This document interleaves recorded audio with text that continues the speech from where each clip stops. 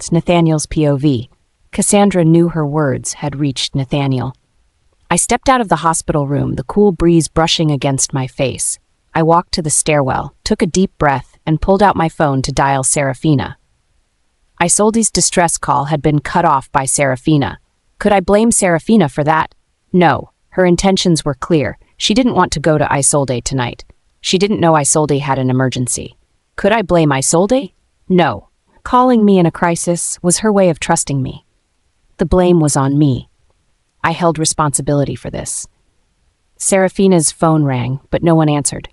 I tried again, but it went straight to voicemail. It seemed Seraphina was angry with me, unwilling to take my calls. I paused, then typed a message to Seraphina. Isolde's call was a cry for help. No matter what, I can't escape my responsibility. I'll stay with her tonight. If there's nothing else, we'll talk when I get back tomorrow. You stay home and wait for me. I sent the message and stood outside for a while before heading back to the hospital room. The next morning, I glanced at my phone and checked the conversation with Seraphina. Still no reply. I walked down the hallway and dialed Seraphina's number again, but it went straight to voicemail. After thinking for a moment, I called Arya. Alpha, is there something you need? Arya, give me Seraphina's phone. I need to talk to her. All right. Arya, sensing the situation, probably guessed I'd pissed off Seraphina again, which is why she wasn't answering. About 2 minutes later, Arya reluctantly said, Alpha, Luna says she won't pick up. She's definitely angry. I paused for a moment and muttered, let her be. Soon after, Isolde woke up. The first thing she saw when she opened her eyes was me standing by her bed and a relieved smile spread across her face. She reached out for my hand, and I stood up to take it. How are you feeling? It hurts, Isolde whispered weakly. I'll get the doctor, Cassandra immediately offered. Isolde held my hand tightly. Nathaniel, I was so scared. Why didn't you pick up my call yesterday? I thought you didn't love me anymore. I was trapped in that room and the flames were coming at me. No matter how much I screamed, it didn't help. The fire burned me, and it hurt so much. I thought I was going to die. If you didn't love me anymore, I was ready to die too. My eyes flickered slightly, but my heart remained calm. I gently reassured her. Don't think like that. I just didn't hear the call. It's not your fault. Just stay with me, Nathaniel. You'll stay with me forever. Don't talk too much. Just rest and focus on healing. You need to get better. As long as you're with me, I'll get better. The doctor soon arrived to examine Isolde. I stepped out of the room to give her some space. By noon, the film company's staff had coordinated with Cassandra, and someone was coming to visit. It wasn't a small matter when the lead actress was injured during filming, especially since the investor was Starfield Studios and the injured one was Isolde. The production team was eager to work with Cassandra on this. 3 people came to visit, a deputy director, a person from the production company, and Isaac, who played Lena in the show. As I entered the hospital room, I noticed I was also present, and the assistant director stepped forward first. CEO Nathaniel, he greeted me. The others followed suit, greeting me as well. I didn't expect to see you here. Are you here to visit Miss Isolde? Yes, I'll step out for a bit. You guys can talk. Don't take up too much time, I replied, stepping out of the room to give them space. I wandered around outside. About an hour later, I figured the film crew would have left, so I planned to head back. As I passed a corner, I overheard someone from the production company talking to the assistant director. The production person said, "Weren't you there at the time? It shouldn't have been that serious, right?" The assistant director reflected on the situation. Everyone was pretty frantic, but luckily, the rescue came in time. The fire didn't spread much. I remember when she was saved, there was only a burn mark on her left pant leg. I didn't notice anything else, but maybe I missed something. You probably didn't miss anything. I heard the same thing from others. The clothes on her left leg were fine, so how bad could it have been? These agents always love to blow things out of proportion. If Isolde's injury goes viral, it'll bring her more attention. She could play the victim card. We even told her to be careful. The production person seemed to think Isolde and Cassandra exaggerated the severity of the injury for more attention. Perhaps for online marketing. For example, Fans were already asking on the official Twitter whether the injury would lead to more screen time for Isolde. The crew was at a loss. Astral Dominion, adapted from a comic, told the story from the perspective of the male lead, Ren Z. Naturally, his role had more screen time than Isolde's. How could they give her more scenes under these circumstances? Let's not dwell on that. Regardless of the reason, she was injured, and that's a failure on our part. Director Roderick is optimistic, and we just need to cooperate fully, Isaac said, but the production schedule will definitely be delayed. That's a small issue. I heard that CEO Nathaniel stayed here all night. Seems like he really cares for Miss Isolde. That's rare. The two didn't say anything else, and shortly after, the assistant director and Isaac left. I watched them walk away, lost in thought. The assistant director's version of events was completely different from what Cassandra had told me. He said the rescue was timely, while Cassandra claimed the crew's failure caused the delay in the rescue. Isaac and the production person both mentioned only a burn on the left leg, but Cassandra insisted that over 20% of Isolde's body was burned. It was a completely different story. Listening to the production person complain, it seemed Isolde's injury might have been partly due to her own actions. Rationally, I knew I shouldn't so easily doubt Isolde, but then I remembered the last time Isolde posted a status update visible only to Seraphina. The image I had of Isolde began to waver. I searched online for videos of the incident. Most of them were short and unclear. All I could see was fire and smoke, with people shouting to put it out. I paused, then immediately called Julian. Julian, send me the footage of Isolde's injury. Got it, bro. I'll get it right now, Julian replied. I hung up and quickly called Noah. Nathaniel, is there something you need? Yes. Noah, I have a few questions. I need you to answer honestly. Of course. I'll tell you everything I know. What do you want to ask? Who told you to find me yesterday? Noah went silent at the first question. Who told you your sister's injuries were so serious? Noah remained silent again. I gave a slight smile and my tone turned serious. Answer me, Noah. We're friends, and I hope you won't make me command you to do anything. Hey, bro. Of course we're friends, Noah said quickly. Then be straight with me. Who sent you to find me yesterday? Who told you about Isolde's injuries? All right. Just don't throw me under the bus, okay? It was that woman who works with my sister. She told me to find you, said you might not believe her, so she asked me to embellish a little. Cassandra? Yeah. You saw Isolde after she got hurt. No, she called me, said your phone was out of service. Alpha, I swear this wasn't my idea. She was crying, begging me to help. I didn't know what else to do. You even know what yesterday was? Yeah, it was Isolde's birthday, but you didn't show, so... Noah trailed off, the realization slapping him across the face. Yesterday was my wedding anniversary, with Seraphina Ravenscroft. Holy shit, your anniversary? Noah's voice shot up in shock. Damn right, damn, I had no idea her birthday and your anniversary on the same day. That's one hell of a coincidence, he muttered, trying to chuckle, but the guilt was already written all over his face. He knew he'd been played. Isolde knew. She knew it was my anniversary. That's exactly why she sent Noah then and there. I'll let it go this time since you didn't know. But make it right. Apologize to Seraphina. And don't let it happen again. I understand, Alpha. I swear, I'll apologize to Luna properly. Julian, ever efficient, sent me a video clip from the film set along with a message. Bro, security cams were down, but the videographer happened to catch this. My eyes narrowed. The surveillance system was down? Coincidence, or something else? I watched the footage, and piece by piece, the puzzle started to fit together. Without hesitation, I went straight to the doctor treating Isolde. Dr. Pack was on his break when I arrived. He looked surprised to see me. Alpha, is something wrong? Can I help you? Lorenzo, I've got a question. Is this about Miss Isolde's injuries? Ask anything. I won't hide a thing. What's the actual extent of her burns? Lorenzo's face twitched. He tried to stay composed. Alpha, the report should cover everything. Lorenzo, you know what happens when people lie to me.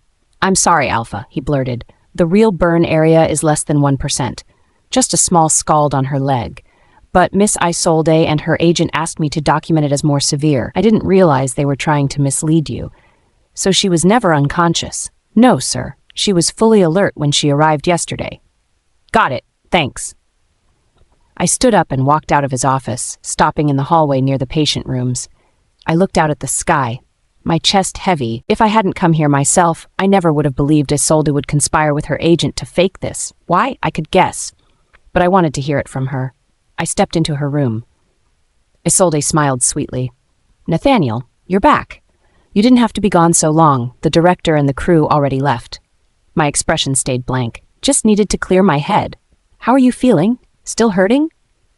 It hurts. A lot, she murmured, voice soft and clinging. But not when you're here. When you're with me, the pain just goes away.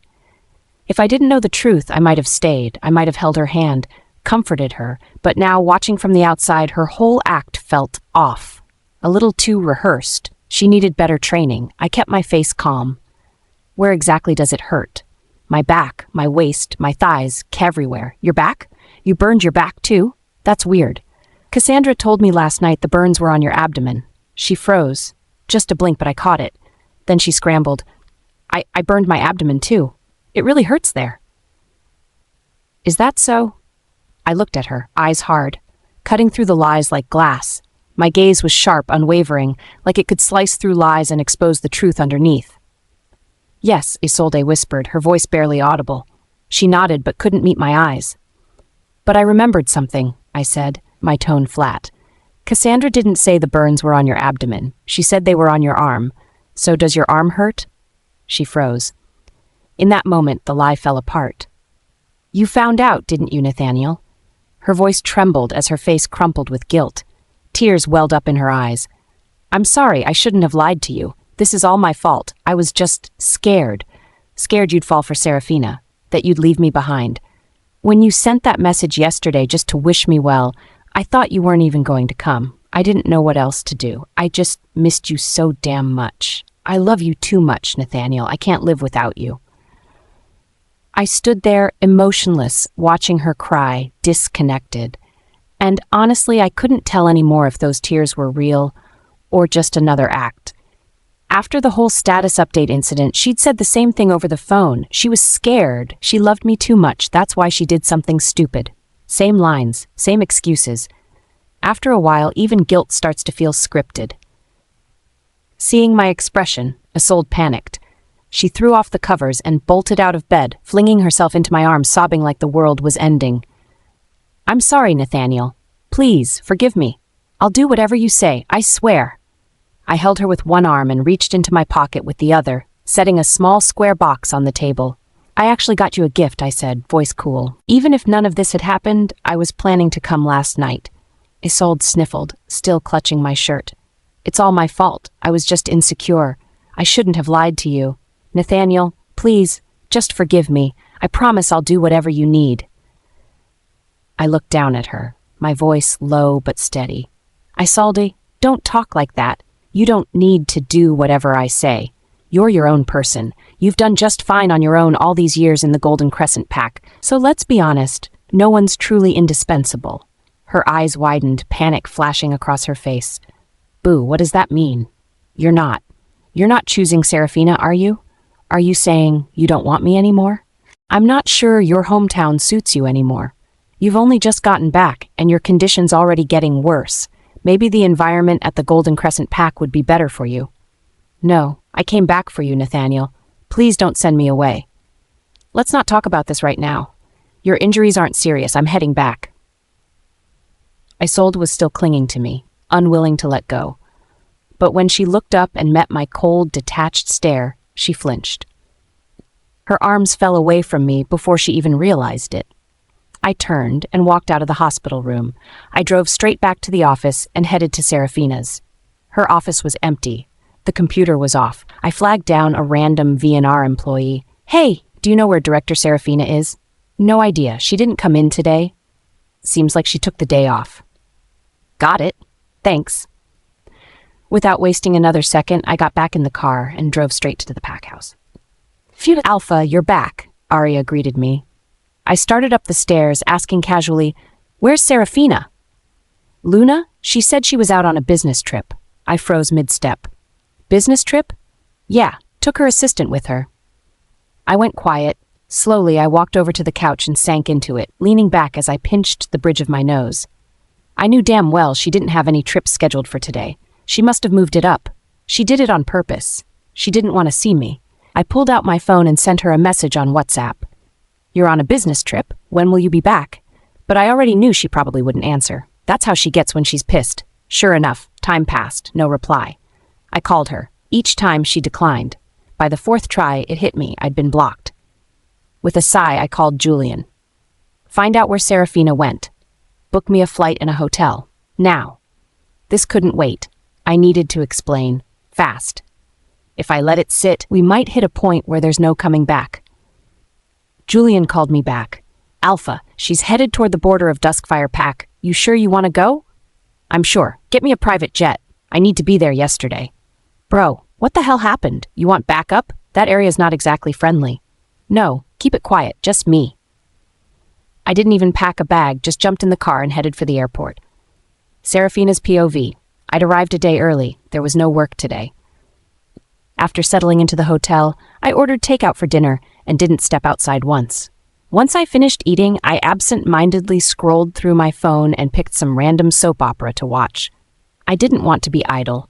The moment I slowed down, my mind drifted back to last night. Nathaniel walking away without so much as a glance back. For her? For Isolde? The disappointment was suffocating. Just as I started getting lost in the show, a knock sounded at the door. I sat up from the couch, phone in hand, and walked toward it, calling out, "Who is it?" No response. I peeked through the peephole, nothing. No one there. But the knocking continued, a steady thump, thump, thump. What the hell? My skin prickled. No one outside, but the knocking wouldn't stop. A chill ran down my spine. My heart pounded. Cold sweat gathered at my brow. I tried to stay calm, turned to grab my phone. That's when I saw it, a tall, shadowy figure at the window. Panic surged through me. "Oh God, help me." I squeezed my eyes shut, too afraid to scream. The window slid open, footsteps, fast, coming straight toward me. I opened my eyes, ready to bolt, and froze. It was Nathaniel. What the hell? I stared at him, trembling, convinced my mind was playing tricks on me. It wasn't until he spoke that I believed he was real. "Sorry, I didn't mean to scare you." I stood frozen at the door, still in shock, eyes wide. You, this is the 16th floor? Are you out of your damn mind?" Nathaniel gave me a faint smile. "I figured you wouldn't open the door, so I climbed up. It's just 16 floors. I blinked at him, trying to wrap my head around what he just said. Slowly, the shock wore off. "What the hell are you doing here? I don't want to see you. Once we're back, we're doing the severing ritual. That's it. I need to explain. I have to explain," he said, reaching for my wrist. "You don't owe me anything. It's over. Do what you want. I won't stop you. But this is my room. Get out." I tried to pull away, but compared to a trained alpha like him, I didn't stand a chance. I struggled. But it was useless. "Just listen to me about that night." I shot him a cold glare. "I don't need your excuses. Are you leaving or not? Because if you won't, I will." I turned and headed for my suitcase. "That's enough, Seraphina." He stepped in front of me. "What's it going to take for you to just listen to me?" "Get out of my way." Smack. The sound echoed between us. Nathaniel turned his head, eyes unreadable. He lifted a hand to his cheek where I'd slapped him. Okay, I'll go." He stepped back out of the room and left without another word. I stood there frozen, stunned by what I'd just done. I hadn't meant to slap him. My panic had just spilled over. But Nathaniel, he'd looked almost hurt when he left. That expression lingered in my mind long after I shut the door. There was no going back to my soap opera now. I didn't want to think about last night, but his sudden visit dragged it all back. How he stood there and did nothing while Noah humiliated me. How he left me behind for Isolde. No hesitation. And now he wanted to explain?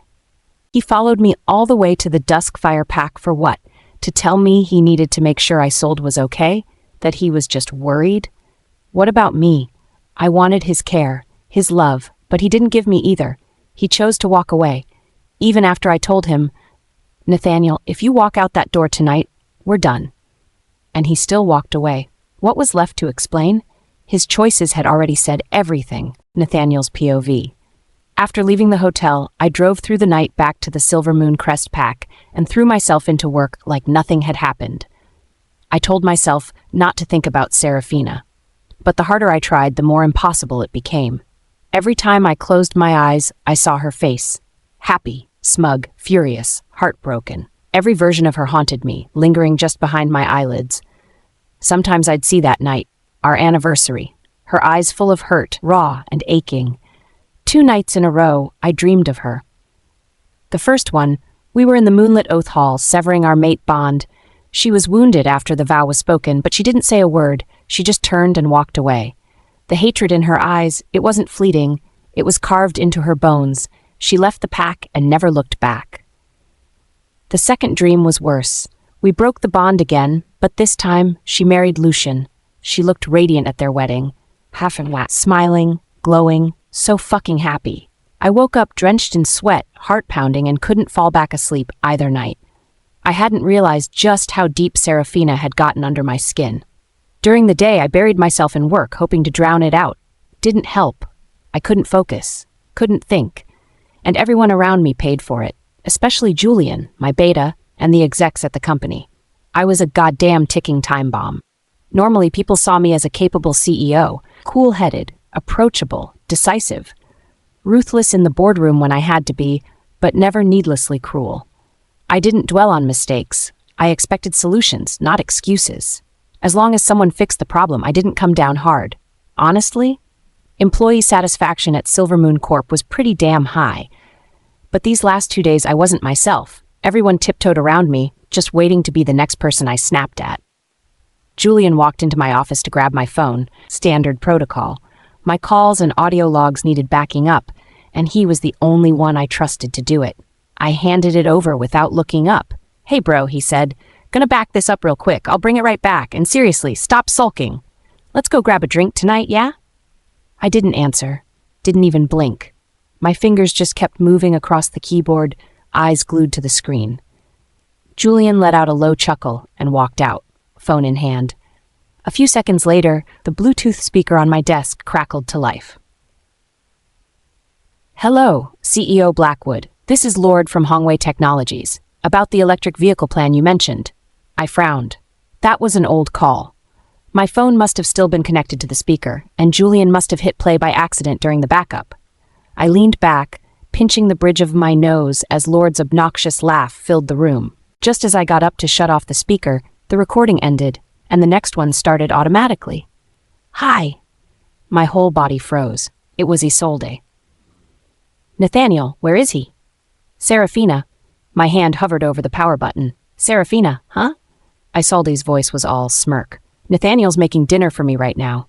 She sounded smug, too damn pleased with herself. "You probably didn't know this, but he's a damn good cook. Makes meals for me all the time. Bet you've never even tasted his cooking, have you?" My brows furrowed. Isolde's tone dripped with smugness, sending a wave of unease through me, like I couldn't quite believe those words had actually come out of her mouth. "Put Nathaniel on the phone. I need to ask him something." "Ooh, Director Seraphina, what's the matter?" "Maybe I can ask for you," Isolde mocked, her voice thick with sarcasm. "Give the phone to Nathaniel. I need to talk to him. I want to hear it from him, directly." Seraphina's voice rose, sharp and unwavering. "This phone has automatic recording turned on. If you don't want me to play this back for Nathaniel, I suggest you hand it over." I couldn't help but smirk. "Smart move, Seraphina." There was a pause, 10 full seconds of silence. I thought the recording was done, but then another voice cut in. "Nathaniel, Seraphina's calling for you." "You answer it." My hands are full. "Did she say what it's about?" That was my voice. I immediately recognized when and where this call had happened. Suddenly, it all made sense. Why, after the accident, when Seraphina was in the hospital and I'd asked what she wanted to eat, she'd said she was craving my cooking. So that's what it was. I asked her, but she wouldn't say. Then I said, "Seraphina, what's going on?" "Nathaniel, where's my phone?" "I've got it." "All right, so when are you coming back?" "No idea. Depends." The recording ended there and jumped to the next track. I turned off the speaker, but Isolde's voice kept replaying in my head, looping over and over. Had she really said those things? Was that seriously how she talked to Seraphina when I wasn't around? I stared down at the floor. The status update incident flashed through my mind. So did the burns. Could it be that Isolde really was this two-faced when I wasn't looking? I rubbed my temples as a sudden memory hit me. There was a time I clashed with Seraphina over Isolde's personal makeup artist. Seraphina had insisted Isolde's styling didn't meet the brief at all. She flat out refused to compromise and even threatened to call off the collaboration entirely. Back then, I didn't think Isolde was the type to throw around ultimatums like that. But in the end, the styling had turned into a real problem. Looking back now, after everything that's happened, I finally saw it clearly. Seraphina had been right. Isolde probably had said something reckless, maybe even threatened to pull the plug. Once the backup was done, Julian handed my phone back. A message alert chimed. I glanced down. It was from Isolde. "Nathaniel, I'm sorry. I shouldn't have lied to you. Will you forgive me?" She knew I wouldn't answer her calls anymore. These past few days, she'd been texting on and off, hoping, begging for forgiveness. Just as I went to set the phone aside, another message came through. "Nathaniel, my birthday party's tomorrow. Will you come? It's my first one here, back home. I really hope you'll be there." There was a soft, tentative hope laced into her words. The party had clearly been planned long in advance, but after everything that went down, Isolde had lost her confidence. Still, what she didn't expect was my reply just moments later. "All right. That's wonderful. Thank you, Nathaniel. I thought you were still angry. I didn't think you'd come." I didn't answer, but she struck while the iron was hot, sending another text. "Nathaniel, about what you promised me before, does it still count tomorrow at the party?" "Yes." Her response came quick, light, bright, relieved. "Thank you, Nathaniel. You're always so good to me." Then another. "Nathaniel, are you still mad at me? I'm sorry. I just love you so much." "Is there anything else you want?" I replied. "I'll try to make it happen." She was quietly elated. "Thank you, Nathaniel. Just having you there is more than enough." I answered, "This will be the last birthday I spend with you. I'll try to make it a good one." Her call came through almost immediately. I picked up. Her voice trembled on the line, thick with confusion and fear. "Nathaniel, what do you mean? What do you mean the last birthday you'll spend with me?"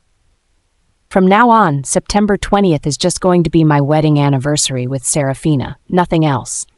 It was like she couldn't process the words. "Nathaniel, are you saying you're not ending your bond with her? That you're choosing her over me? I told you when I made that promise to the old Alpha, I'd give things with Seraphina a real chance. I warned you it might not end the way you wanted. If you decide to return to the Golden Crescent Pack or move somewhere new, I'll make sure you're taken care of. If you stay here in your hometown, I'll do everything I can to help your career." Her voice cracked as tears choked her words. "I don't want to be taken care of. I don't care about a picture-perfect career. I just want you. You promised you'd be there for me always. Have you forgotten? You were the one who said no first. After everything that happened, I gave you my word. I asked you to marry me. I wanted to build a pack with you, but you ended it. But after we found each other again, doesn't that promise still mean something? Shouldn't it be my choice now? I was just scared. I was afraid you'd..." Her voice broke. I cut her off. "I can make it up to you in other ways. I don't want anything else. I don't want things. I just want you." Isolde, be good. Whenever I said be good, it always meant the same thing. Or else I was running out of patience. I'd completely run out of patience with her.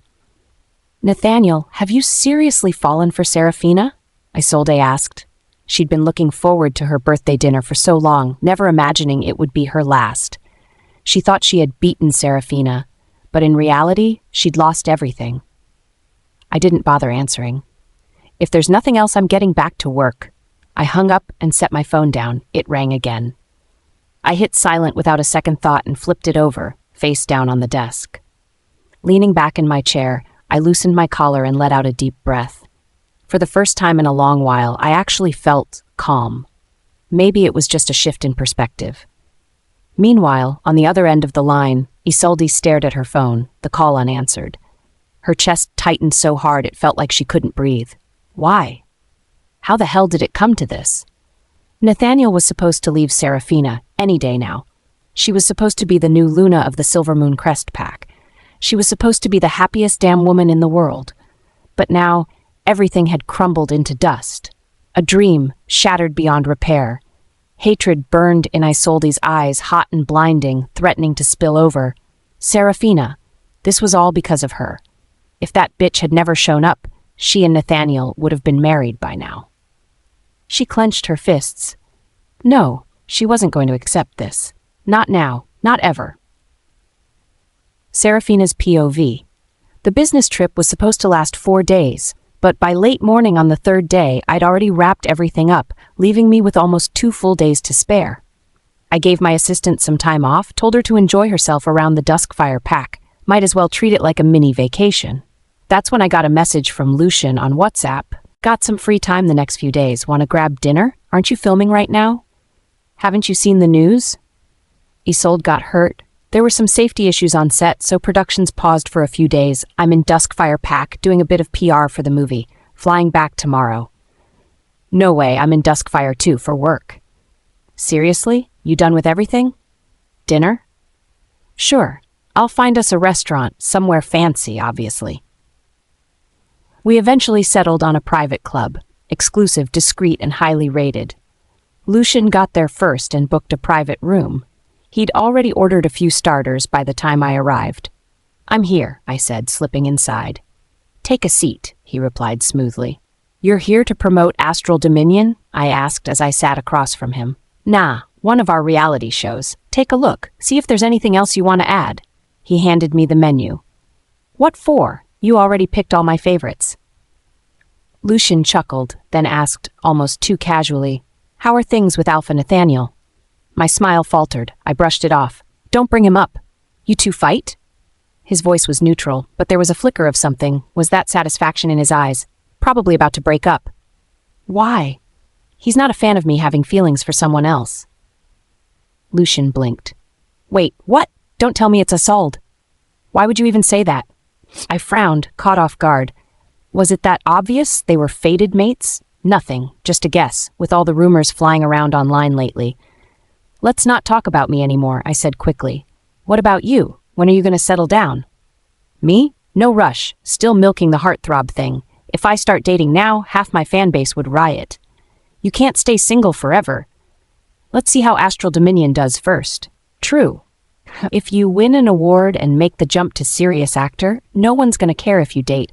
Might even end up with a whole damn harem. Lucian laughed low under his breath. So you're all done here? Heading back soon? Yeah.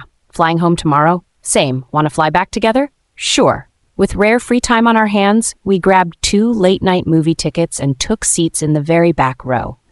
Lucian came fully incognito, mask, cap, sunglasses, the whole undercover ensemble. After the movie, we split and went back to our hotels. The next day, we met up again to fly back to the Silvermoon Crest Pack. On the plane, Lucian turned toward me. You heading straight home once we land? Of course. Where else would I go? You going home too? I've got a party to hit up. Alpha Nathaniel didn't mention it? A party? Yeah, Isolde's birthday. Didn't Isolde get burned? I went to the hospital the day of the fire. It wasn't serious. Oh. Then why did Noah act like she was on her deathbed? You seem fine now. Why don't you come with me? I'd rather not. I wasn't invited and showing up unannounced just feels off. Isolde's birthday party. Nathaniel will definitely be there, and right now I don't want to see him. Lucian, catching my silence, added, I heard Alpha Nathaniel went all out for this party, hired a world-renowned designer to set up the venue, had a limited edition gown flown in just for her, and the cake? Custom made by a master pâtissier. This kind of thing doesn't happen every day, and the invitation says you can bring a +1. Just come with me. His words dimmed something in me. He really did go all out for her. This party had to have been in the works for weeks. On September 20th, Isolde somehow got Nathaniel to spend the entire day with her. He even threw her a private birthday celebration. She must be over the moon. I know if I show up, she'll be absolutely livid. And maybe, just maybe, I want to see that look on her face. All right, I'll go with you. After we landed, Lucian and I went for a quick makeover, then headed straight to the party. Isolde had only recently returned to Seraphina at Ravenscroft, so her social circle was still pretty limited. Most of the guests were people she'd worked with, some humans from her last reality show and a few crew members from Astral Dominion. The moment we stepped into the ballroom, it felt like walking into a palace. Lavish, glowing, almost surreal. Everything was immaculately designed, like something out of a dream. Anyone stepping foot inside would immediately feel Nathaniel's devotion. It was undeniable. It was perfect. Even though I'd braced myself, a little ripple still stirred in my chest. This extravagant display of love, it belonged entirely to Isolde. Once upon a time, I used to dream about a grand wedding. Him holding my hand, all eyes on us. But all I got in the end was a divorce agreement. Soft piano music floated through the hall, calm and hauntingly familiar. "I didn't know Alpha Nathaniel could play the piano," Lucian murmured, his eyes fixed on something across the room. I followed his gaze. There, in the far left corner, stood a grand piano. Nathaniel, dressed in a tailored black suit, sat in front of it. His eyes scanned the sheet music, fingers gliding over the keys with effortless grace. He looked completely focused, almost reverent. I recognized him instantly. So, he plays the piano, and he chose to perform tonight for Isolde. How romantic. Except all that romance was meant for someone else.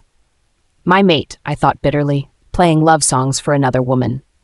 "Though that Roderick and a few others from the production crew are over there," Lucian said. "I should probably say hi. You coming?" "I'll pass," I replied, already heading for the dessert table. I grabbed 2 tiny pastries and slipped into a quiet corner, nibbling in peace. Even after 10 years brushing shoulders with the elite, I still felt like an outsider. Events like this, I just ate and waited for them to be over. Soon enough, the guest of honor made her entrance. Isolde appeared in an extravagant gown, the skirt cascading like something out of a fairy tale. She lifted it slightly as she stepped into the spotlight, beaming like she was born for it. She took the mic and said sweetly, "Thank you all for coming to my birthday party tonight. I know everyone's busy, so it means a lot. The venue might be a little humble, but I hope you don't mind. And a very special thanks to Nathaniel for everything. This party, and even playing Ballade pour Adeline himself. That song is special to us. It's the one that brought us together. Tonight, we'll be dancing our first dance to it. Please, enjoy yourselves." I froze. That's why the song sounded so familiar. Adelina by the Water, Nathaniel had told me the name himself, so he could play the piano. So that was their song. No wonder he'd recognized it so quickly that day at the restaurant. I let out a quiet self-deprecating laugh. Something shimmered, catching the light and flashing in my eyes. I squinted. There was a ring on Isolde's finger. From this distance, I couldn't make out the details, but something in me just knew. It was the same ring I'd seen in Nathaniel's car that day. A light scatter of applause broke the hush. It was a small, casual gathering, and Isolde kept her tone airy, effortlessly bridging the gaps between guests. As her voice faded, Nathaniel's piano piece came to a gentle close. He stood from the bench and walked toward her with composed ease. Hand in hand, they stepped into the center of the ballroom. His hand slid to her waist, hers rested delicately on his shoulder.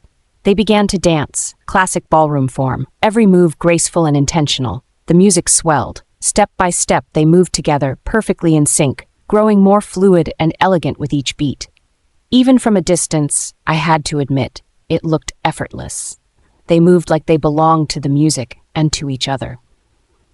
Isolde floated like a butterfly, light and poised, her body attuned, every rise and fall of the melody, as she twirled closer into Nathaniel's arms.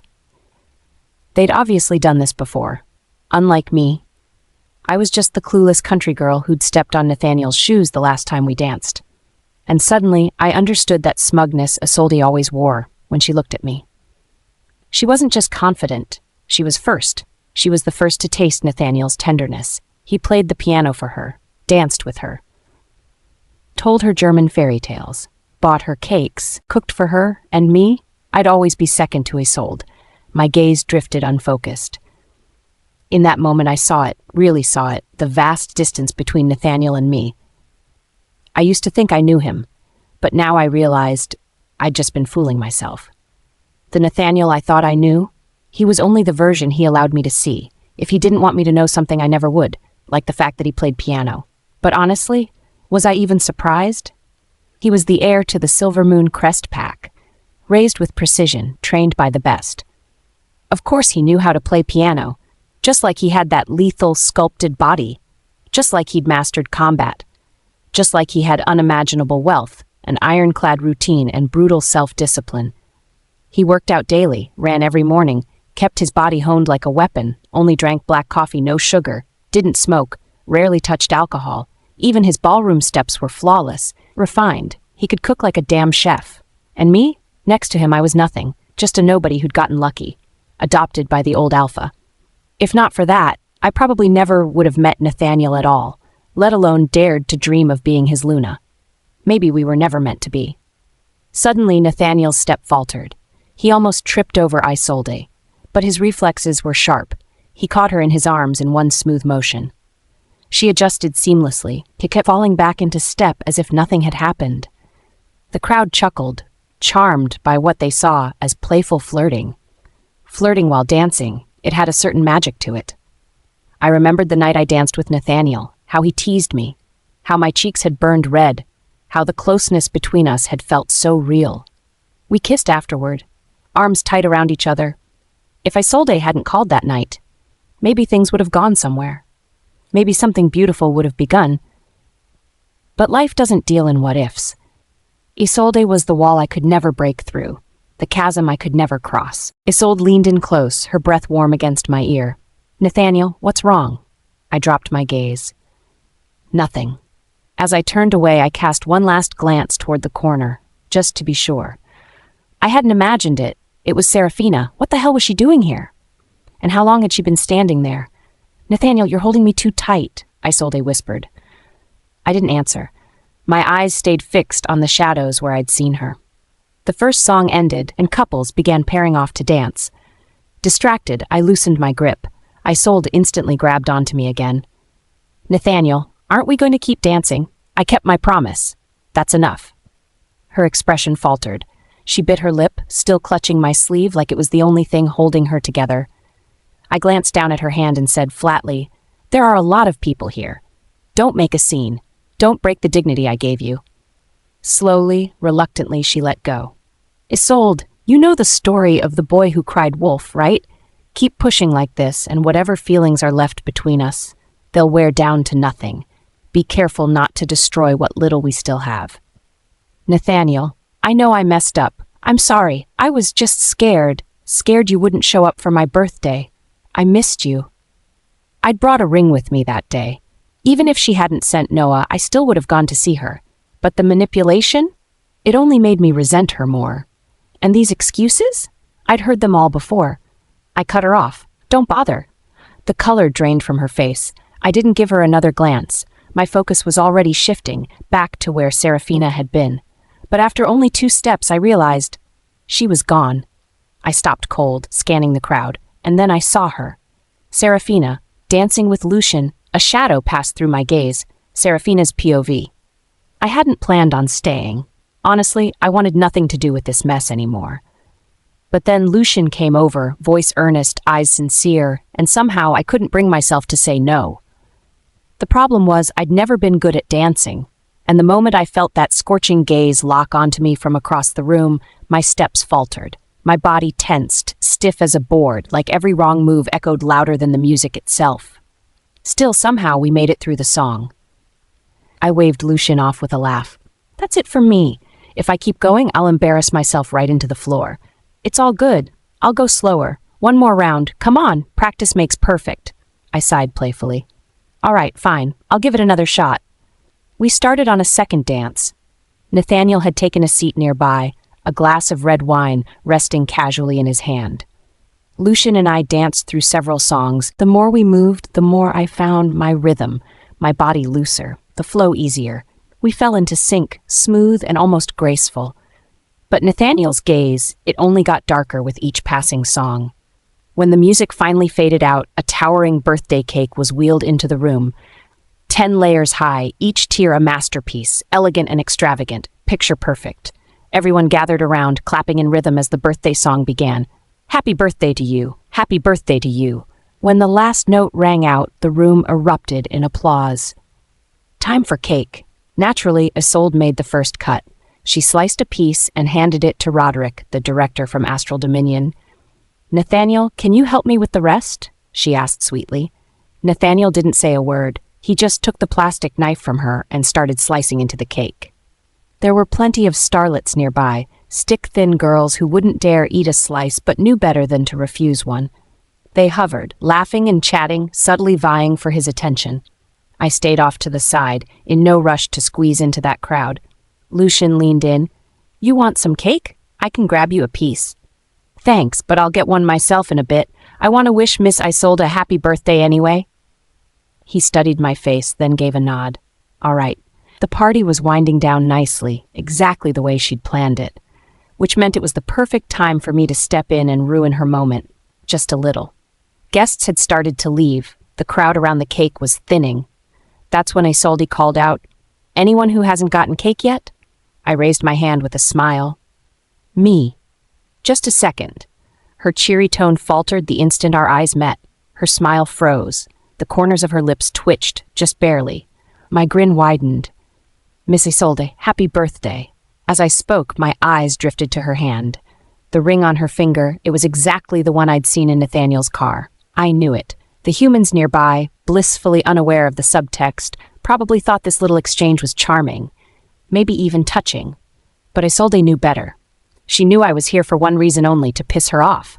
Still, in front of everyone, she had no choice but to smile and say, "Thank you." "You're welcome," I replied just a little too brightly.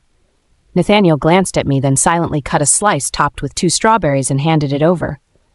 "Thanks, Nathaniel. You remembered I like strawberries." His lips pressed into a tight line. I was all smiles, serene, effortless, but to him it felt wrong, off. He'd expected me to be cold, detached, maybe even confrontational. What he didn't expect was this: polite smiles, casual words, as if none of it had ever happened. I took the plate and turned to leave, tossing a line over my shoulder, light as air. "Nathaniel, don't stay out too late tonight." All right, he said quietly, a simple exchange, innocent even. Most people probably assumed I was talking about heading back to Chairman Blackwood's estate. No one questioned it. No one but Isolde. She knew better. Her fingers tightened around the plastic knife, her eyes flaring with something sharp and bitter. If looks could kill, I'd have been slapped. Twice. She had no choice but to swallow it, for now. And she couldn't afford even the smallest slip. One wrong move, and someone might start piecing together the truth about Nathaniel and me. Watching Isolde choke back her anger like that gave me a wicked sense of satisfaction. Maybe this was how I should have played it all along, hovering right at the edge of truth, tugging at the thread holding her together. Only by doing that could I push her closer to the edge, make her simmer in rage, without ever letting it boil over. After finishing my cake, I excused myself to the restroom, but just as I passed the staircase, her voice cut through the air. "Seraphina?" The stairwell was dim, her elegant dress looking strangely out of place in the shadows. "Miss Isolde?" I said coolly, barely sparing her a glance. "Something you need. I need to talk to you." She turned and started down the stairs, deeper into the gloom. "What about?" I followed her, calm, unhurried, until we were face to face. I already had a pretty good idea what this was. She wanted to gloat about what happened on September 20th, about tonight's pathetic little birthday stunt. Isolde stood there in the dark, eyes gleaming with venom. "You've lost Seraphina," she snapped. "I told you Nathaniel would be with me on the 20th, and he was. He stayed by my bedside the whole damn night. If I were you, I'd have walked away a long time ago." My expression didn't even flicker. "Oh, that's cute." I tilted my head, voice calm as silk, because the very next day, he chased me all the way to the Duskfire Pack border. I let that hang in the air for a second, watching her face tighten. "And there," I said slowly, deliberately, "he made me a promise." I paused, holding her gaze, letting the silence stretch like a drawn bowstring. "Want to know what he promised me?" Seraphina spoke with carefully measured ambiguity, her tone laced with just enough teasing to be maddening. Isolde's mind immediately jumped to Nathaniel's recent coldness toward her. She was sure of it now. Nathaniel must have promised not to divorce Seraphina. That's the only reason that bitch had the audacity to show up at her birthday party, parading around like she owned the damn place. Isolde's face twisted with rage. "Seraphina, you're such a pathetic whore," she snapped. "Nathaniel doesn't even like you. If you had an ounce of self-respect, you'd leave him. Hell, you'd leave Silvermoon Crest Pack altogether." Seraphina smirked. Not going anywhere. What's wrong? Feeling threatened? What are you going to do about it? You little... If you dragged me all the way out here just to throw insults, don't bother. I've got better things to do. She turned to leave. Wait, Isolde barked. How about a bet? Want to wager who Nathaniel chooses in the end? Seraphina let out a short, cold laugh. Seriously? We're doing this again? You really think your entire worth hinges on whether or not a man picks you? I'm not interested in playing your sad little games. She turned on her heel. But out of nowhere, Isolde lunged at her from behind. Seraphina didn't flinch. Her body remained steady. Calm, she sidestepped effortlessly, and Isolde's momentum sent her flying straight down the staircase. Ah! A blood-curdling scream rang out as Isolde tumbled down the steps. Isolde! Nathaniel burst through the emergency stairwell just in time to see her crumpled at the bottom. He rushed to her, scooping her into his arms. Are you okay? Panic colored his voice, eyes scanning her pale, trembling face. Isolde clung to him, breath hitching, her eyes shimmering with tears. Nathaniel, it hurts. So much. Don't talk. I'm taking you to the hospital, now. He lifted her gently, then looked up. Seraphina still stood at the top of the staircase, composed, unmoved. Nathaniel didn't say a word. He turned and walked away, Isolde in his arms. But just before they disappeared around the corner, Isolde tilted her head ever so slightly. Out of Nathaniel's line of sight, she flashed Seraphina a smug, triumphant smile and mouthed silently, I won. Seraphina watched them go, her heart tightening, bitterness rising like a slow burn in her throat. Still, her expression didn't change as she began her descent down the stairs. Let Nathaniel think whatever the hell he wants, she thought. She didn't care enough to explain. The ache in her chest flared, sharp, breathless. She shut her eyes for a second, forced it down. Buried it, like always. Isolde leaned into Nathaniel's chest, her body melting into his like it was the only place she belonged. From this angle, she could see the sharp cut of his jaw, the elegant bridge of his nose, the deep-set eyes that had always drawn her in. Everything about him made it impossible to let go. He'd brought her straight to the hospital. That had to mean he still cared, didn't it? What did you say to Seraphina just now? On the stairs, Nathaniel asked suddenly. I just wanted to apologize, Isolde said softly. But I didn't expect her to suddenly... She trailed off, letting the unfinished sentence do the talking. I know Seraphina hates me, she added, her voice barely above a whisper. And if this is how she reacts, I can't blame her. Nathaniel said nothing. His face gave away nothing. He opened the car door and gently helped her in, one hand resting on the frame above her head. I'm calling Rowan. He'll take you to the hospital. Isolde's expression faltered. She grabbed his arm, eyes wide with panic. Nathaniel, you're not coming with me? I want you to take me. Wait in the car, he said, already pulling out his phone. Rowan'll be here any minute. He pried her hand off his arm and turned to leave. Desperate, Isolde wrapped her arms around his waist from behind, her voice trembling on the edge of tears. Nathaniel, are you really in such a hurry to cut ties with me? Just this once. Just one last time. Can't you stay with me? I've gotten used to having you around. How can you walk away so easily? How can you be so fucking cruel? You'll have to start getting used to it, he said quietly. I'll call Cassandra. She can sit with you. I love you, she cried. I can't live without you. She clung tighter. You told me you loved me too, didn't you? If it's your father you're worried about, I won't ask for a title. I won't ask for anything. I just want to be by your side. Nathaniel lowered his head, silent. Then, slowly, he peeled her arms off him and walked away without a word. Did he still love Isolde? Even he didn't know anymore. Isolde stood frozen, staring after him, her face darkening with rage. Her fingers clenched around the edge of the car seat, nails digging into the leather, leaving deep crescent-shaped marks. Seraphina's POV. As I stepped out the emergency exit, Lucian was already there, waiting with concern etched across his face. What happened in there? Nathaniel left with Isolde. Was she hurt? I kept my tone even. She had a little fall. Nathaniel took her to the hospital. The party's over anyway. Ready to go? Yeah. Want me to drive you home? We headed toward the parking garage. I was just about to get into the car when I heard a voice behind me. Seraphina. I didn't have to turn around. I knew that voice, Nathaniel. Lucian paused halfway into the driver's seat and straightened up with a polite smile. Alpha Nathaniel, I thought you were taking Miss Isolde to the hospital? She's with the driver, Nathaniel replied, eyes locked on me. Seraphina, I need to talk to you. There's nothing left to say, I said coldly, still not looking at him. Lucian shot me a surprised glance, gently tugging at my sleeve as if to tell me to ease up. Nathaniel turned to him. Mr. Lucian, I'd appreciate a moment alone with her. Lucian glanced between us, clearly picking up on the tension. Seraphina, do you want me to stay?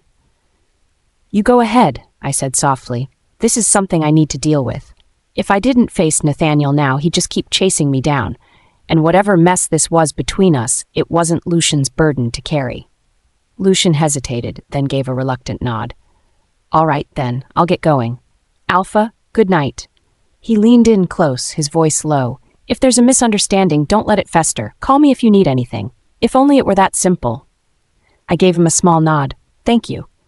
But to Nathaniel, that tiny exchange looked far too intimate. His jaw tightened, eyes darkened. Lucian's car pulled out of the garage, leaving just the two of us, surrounded by silence and steel. I turned to Nathaniel with a blank expression, then let a smirk tug at the corner of my lips. What? Here to defend Miss Isolde's honor? Seraphina, that's not what this is. Then I'll be on my way. I turned to leave, but Nathaniel grabbed my arm. Let me take you home. I yanked free.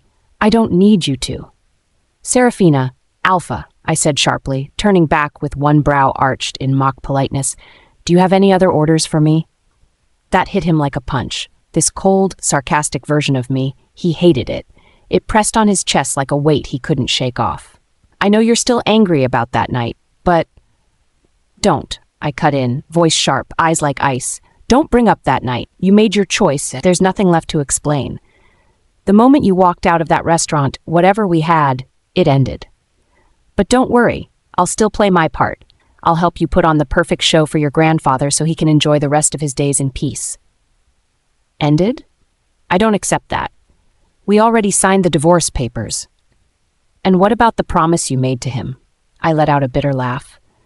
A promise to your grandfather? Did you remember that promise when you chose to walk away?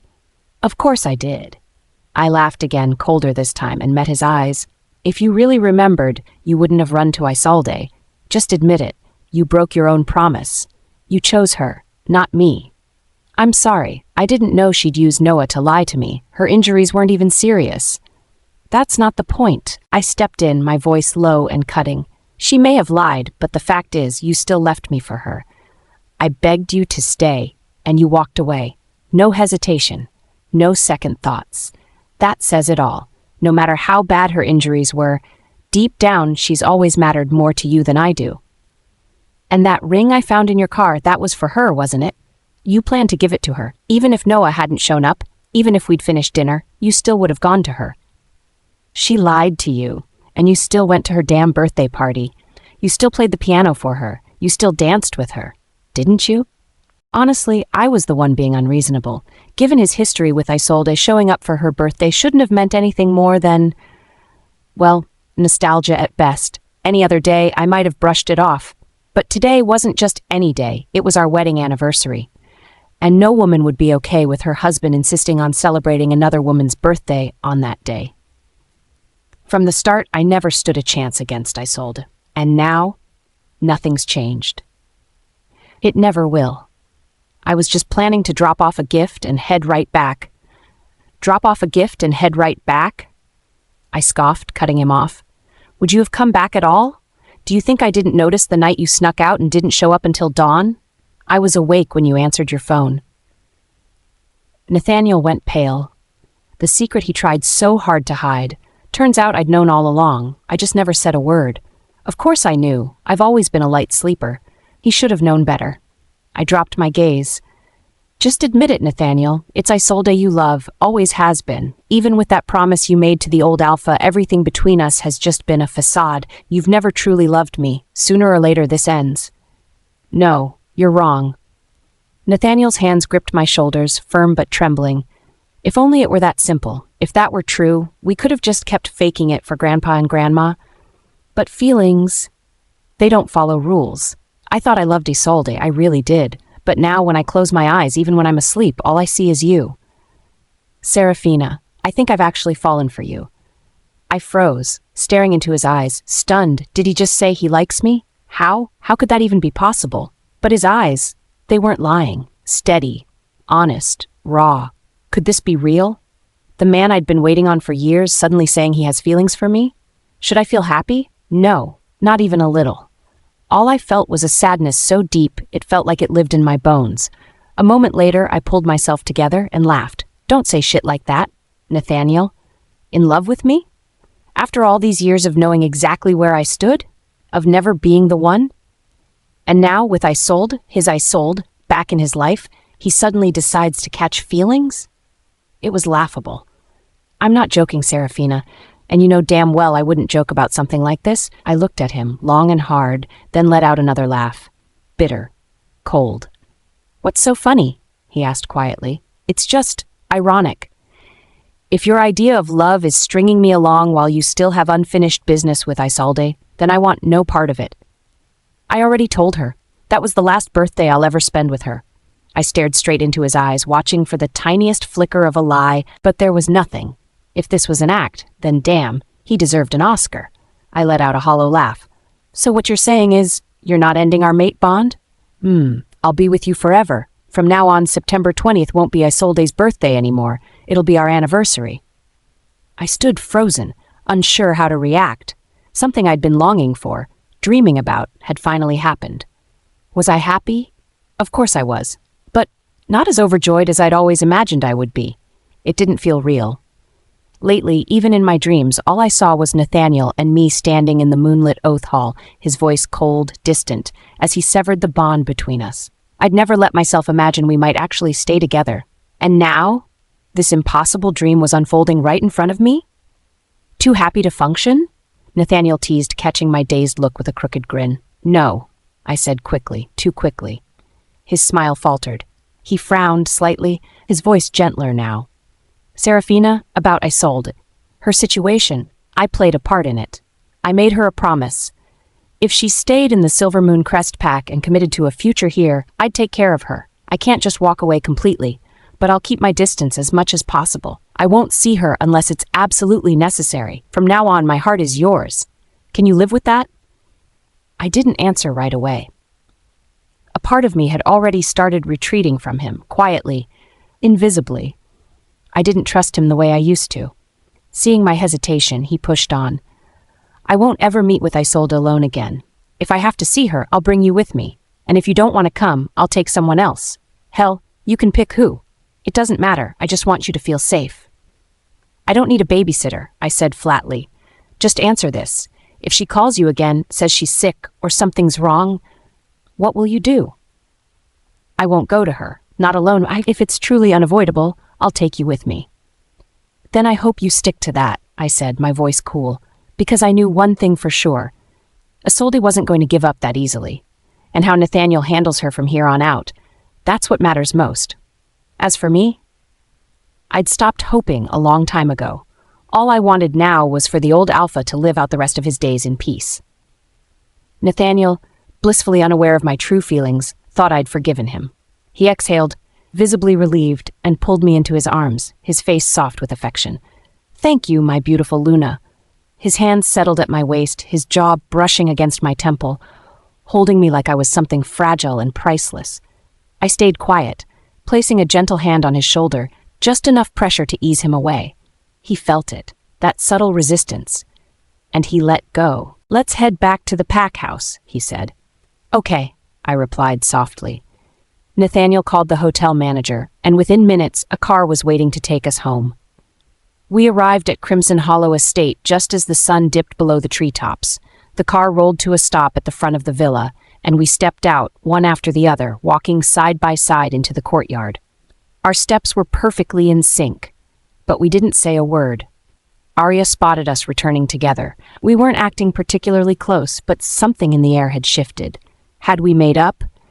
It looked like we had, but not all the way. Alpha, Luna, you're back, Arya greeted us warmly, her gaze flicking between us. Luna's assistant dropped off your suitcase earlier. Thanks. I'll go upstairs and unpack, I said. My footsteps echoed up the stairs as I hurried away. Nathaniel hesitated for a couple of seconds before following me in. Inside the primary bedroom, I had already opened my suitcase and started unpacking my toiletries and clothes. He watched me move around like a whirlwind, then finally sat on the edge of the sofa and gently caught my wrist. "Leave it for later," he said softly. But I didn't sit. I kept unpacking, casually chatting with him about the business trip. "Yeah, you can handle that part," he said. "What do you feel like eating tonight?" I paused, hands still, glanced up at him. "You're cooking." "I can." Nathaniel replied, holding my gaze. I pretended to think it over. "Pasta sounds good." "All right, anything else?" "Just that for now." Nathaniel stood and headed downstairs. The door clicked shut behind him, his footsteps fading with each step. I stared at the closed door, let out a quiet sigh, and went back to unpacking. Even if Nathaniel said he loved me now, I couldn't offer him the same blind trust I once had. Not after everything. Not with Isolde still in the picture. She was like a ticking time bomb lodged in my chest, ready to blow at any moment. Once I finished unpacking, I gathered the laundry and headed downstairs. As I reached the landing, I caught sight of Nathaniel in the living room, on the phone. Didn't sound like work. I slowed my steps, careful not to make a sound, and stayed out of sight. "Take him to the hospital and come straight back," I heard him say. "Tell her that shit doesn't work on me. It's her body. She's the one who's going to suffer in the end." A beat. "All right, that's it." Then he ended the call. Nathaniel spoke softly. "Do as I say." Noah fell silent for a moment, then nodded in agreement. Nathaniel slid his phone back into his pocket and took my hand, leading me forward at a steady pace.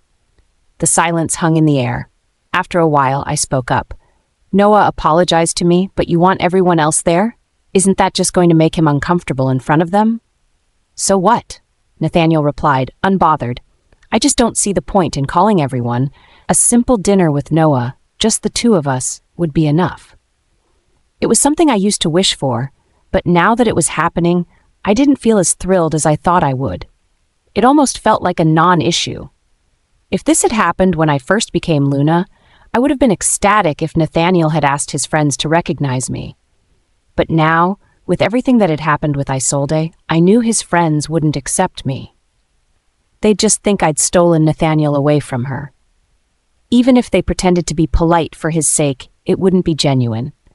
Just like Noah, his words might have sounded respectful, but his heart wasn't in it. Nathaniel stopped walking and turned to me. He gently took my wrist in his hand, his thumb caressing it. "Don't worry, I've got you." With him by my side, even if his friends didn't like me, they'd have to hold back. Just like Noah, grudgingly apologizing, but still doing it. I didn't say anything more. We walked for a while, then turned back toward the pack house. When Nathaniel came out of the bathroom, he noticed a cup of water and 2 pill bottles sitting on the table in front of me. His brow furrowed as he approached. "Is your stomach still bothering you? Have you been to the doctor?" His voice startled me, and my heart skipped a beat. I quickly regained my composure. "It's nothing serious. Just taking some medicine. I'm fine." Nathaniel wasn't convinced. "It's been a while, and it still hasn't gotten better. Tomorrow I'm taking you to the hospital." "It's really not necessary. When I was diagnosed, Vivienne said I just need time to heal." I looked at Nathaniel, offering a reassuring smile. "I'm fine, really. If it gets worse, I'll go see Vivi myself." Nathaniel let out a reluctant sigh, nodding. "Don't be stubborn." "Yeah," I agreed softly. Later that night, after finishing up his work, Nathaniel left the study and opened the door to our bedroom. I was already asleep in bed. He walked quietly to my side of the bed, looking down at my peaceful, sleeping face.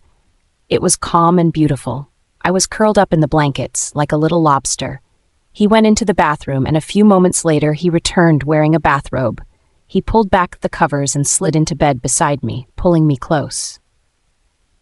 The warmth of his body against mine made me instinctively snuggle closer. When the sunlight crept into the room the next morning, I rubbed my sleepy eyes and checked my phone. It was already 7. Nathaniel was gone, leaving only the lingering warmth in the bed. He must have gone out for his morning run. I got up, dressed, washed up, and went downstairs for breakfast. Nathaniel was already waiting for me downstairs. After breakfast, we headed to the company, just like any other ordinary day in our routine. In the back seat of the car, Nathaniel took my hand and placed it on his thigh, gently caressing it. My skin was a warm tan, with blue veins visible on the back of my hand, my fingers slender, and my nails tinged with a faint pink. "I won't be at the office this afternoon. I'll head straight to the club tonight. After work, Rowan will come pick you up," Nathaniel said. "Got plans?" I asked. "Yeah, I'm meeting Lord and a few others for a round of golf," Nathaniel replied. It wasn't just a casual game of golf. They'd use the time on the course to talk business, far more relaxed than sitting in a conference room. "All right, why don't you come with me? I still have work, or should I quit?" I teased, shaking his hand playfully. Nathaniel smiled. "No way. I didn't expect him to say yes." At that moment, though, my thoughts drifted to the little one growing inside me, the little howler, and I did the math, about 13 weeks along now. It was time for my routine checkup. But I wasn't sure how to bring it up with Nathaniel, especially since our relationship still felt a little unstable. At the office, we got into the elevator together and parted ways at the corner, each heading to our respective offices. Before we separated, Nathaniel squeezed my hand, and I felt a jolt of electricity shoot through my palm. My heart raced as I glanced at him. "Go on," I urged, giving him a gentle push. Nathaniel smiled and walked toward his office. I turned away, but then I saw Tessa standing a few feet away, watching me with a tight expression, her eyes dark with something unreadable. I offered her a faint smile. "Good morning, Director Tessa." Tessa didn't respond. I didn't expect her to. Without a second glance, I walked toward my office. Tessa stood still, her hands clenched at her sides, eyes locked on my retreating form. She closed her eyes, replaying the scene in her mind. Even though Nathaniel's interactions with Seraphina had never been overtly intimate, the way he looked at her spoke volumes. Tessa swallowed hard, her throat tight, and a bitter feeling crept into her chest. She thought back to when she first met Nathaniel. He had worn a black shirt, 2 buttons undone, paired with tailored trousers and hand-stitched leather shoes. His belt was simple but elegant, and his posture stood tall, like a towering pine. In his long, graceful fingers, he held a document while giving his speech, calm, controlled, and exuding authority. When his gaze swept across the room, his expression remained serene, yet there was a quiet power in his eyes. It was in that moment that Tessa had been captivated. But because she was 2 years older than Nathaniel, she had always placed herself in the sister category. Even when employees joked around, no one ever made jokes about her and Nathaniel, as if they were mismatched by nature. Age was an unbridgeable gap. Tessa knew well that men like Nathaniel, strong and mature, preferred younger women. She had no place in his world. Fearing ridicule, she had buried her feelings and publicly claimed to have a boyfriend. She'd always kept a quiet watch on Nathaniel. It was also why she had noticed early on that the relationship between Nathaniel and Seraphina was far from innocent. They often arrived at work together, and when the office cleared out for lunch, Seraphina would slip into Nathaniel's office to eat. If Nathaniel was around in the afternoon and had no other plans, they would leave together and drive home. Before Tessa could confirm anything, Isolde had returned to the country. The news flooded in. At that point, Tessa knew for sure that Nathaniel's heart belonged to Isolde. But his relationship with Seraphina was still a mystery. Now, though, Tessa was certain. They were definitely involved, those small gestures, the touches, the intimacy. Nathaniel seemed to lead a clean, private life, but he was nearing 30. Men at that age usually had their needs met by women. What Tessa hadn't expected was that even with Isolde back in town, Nathaniel still brought her out in public while secretly keeping his inappropriate connection with Seraphina. But thinking about it again, it wasn't so surprising. Wealthy men rarely stay loyal to just one woman.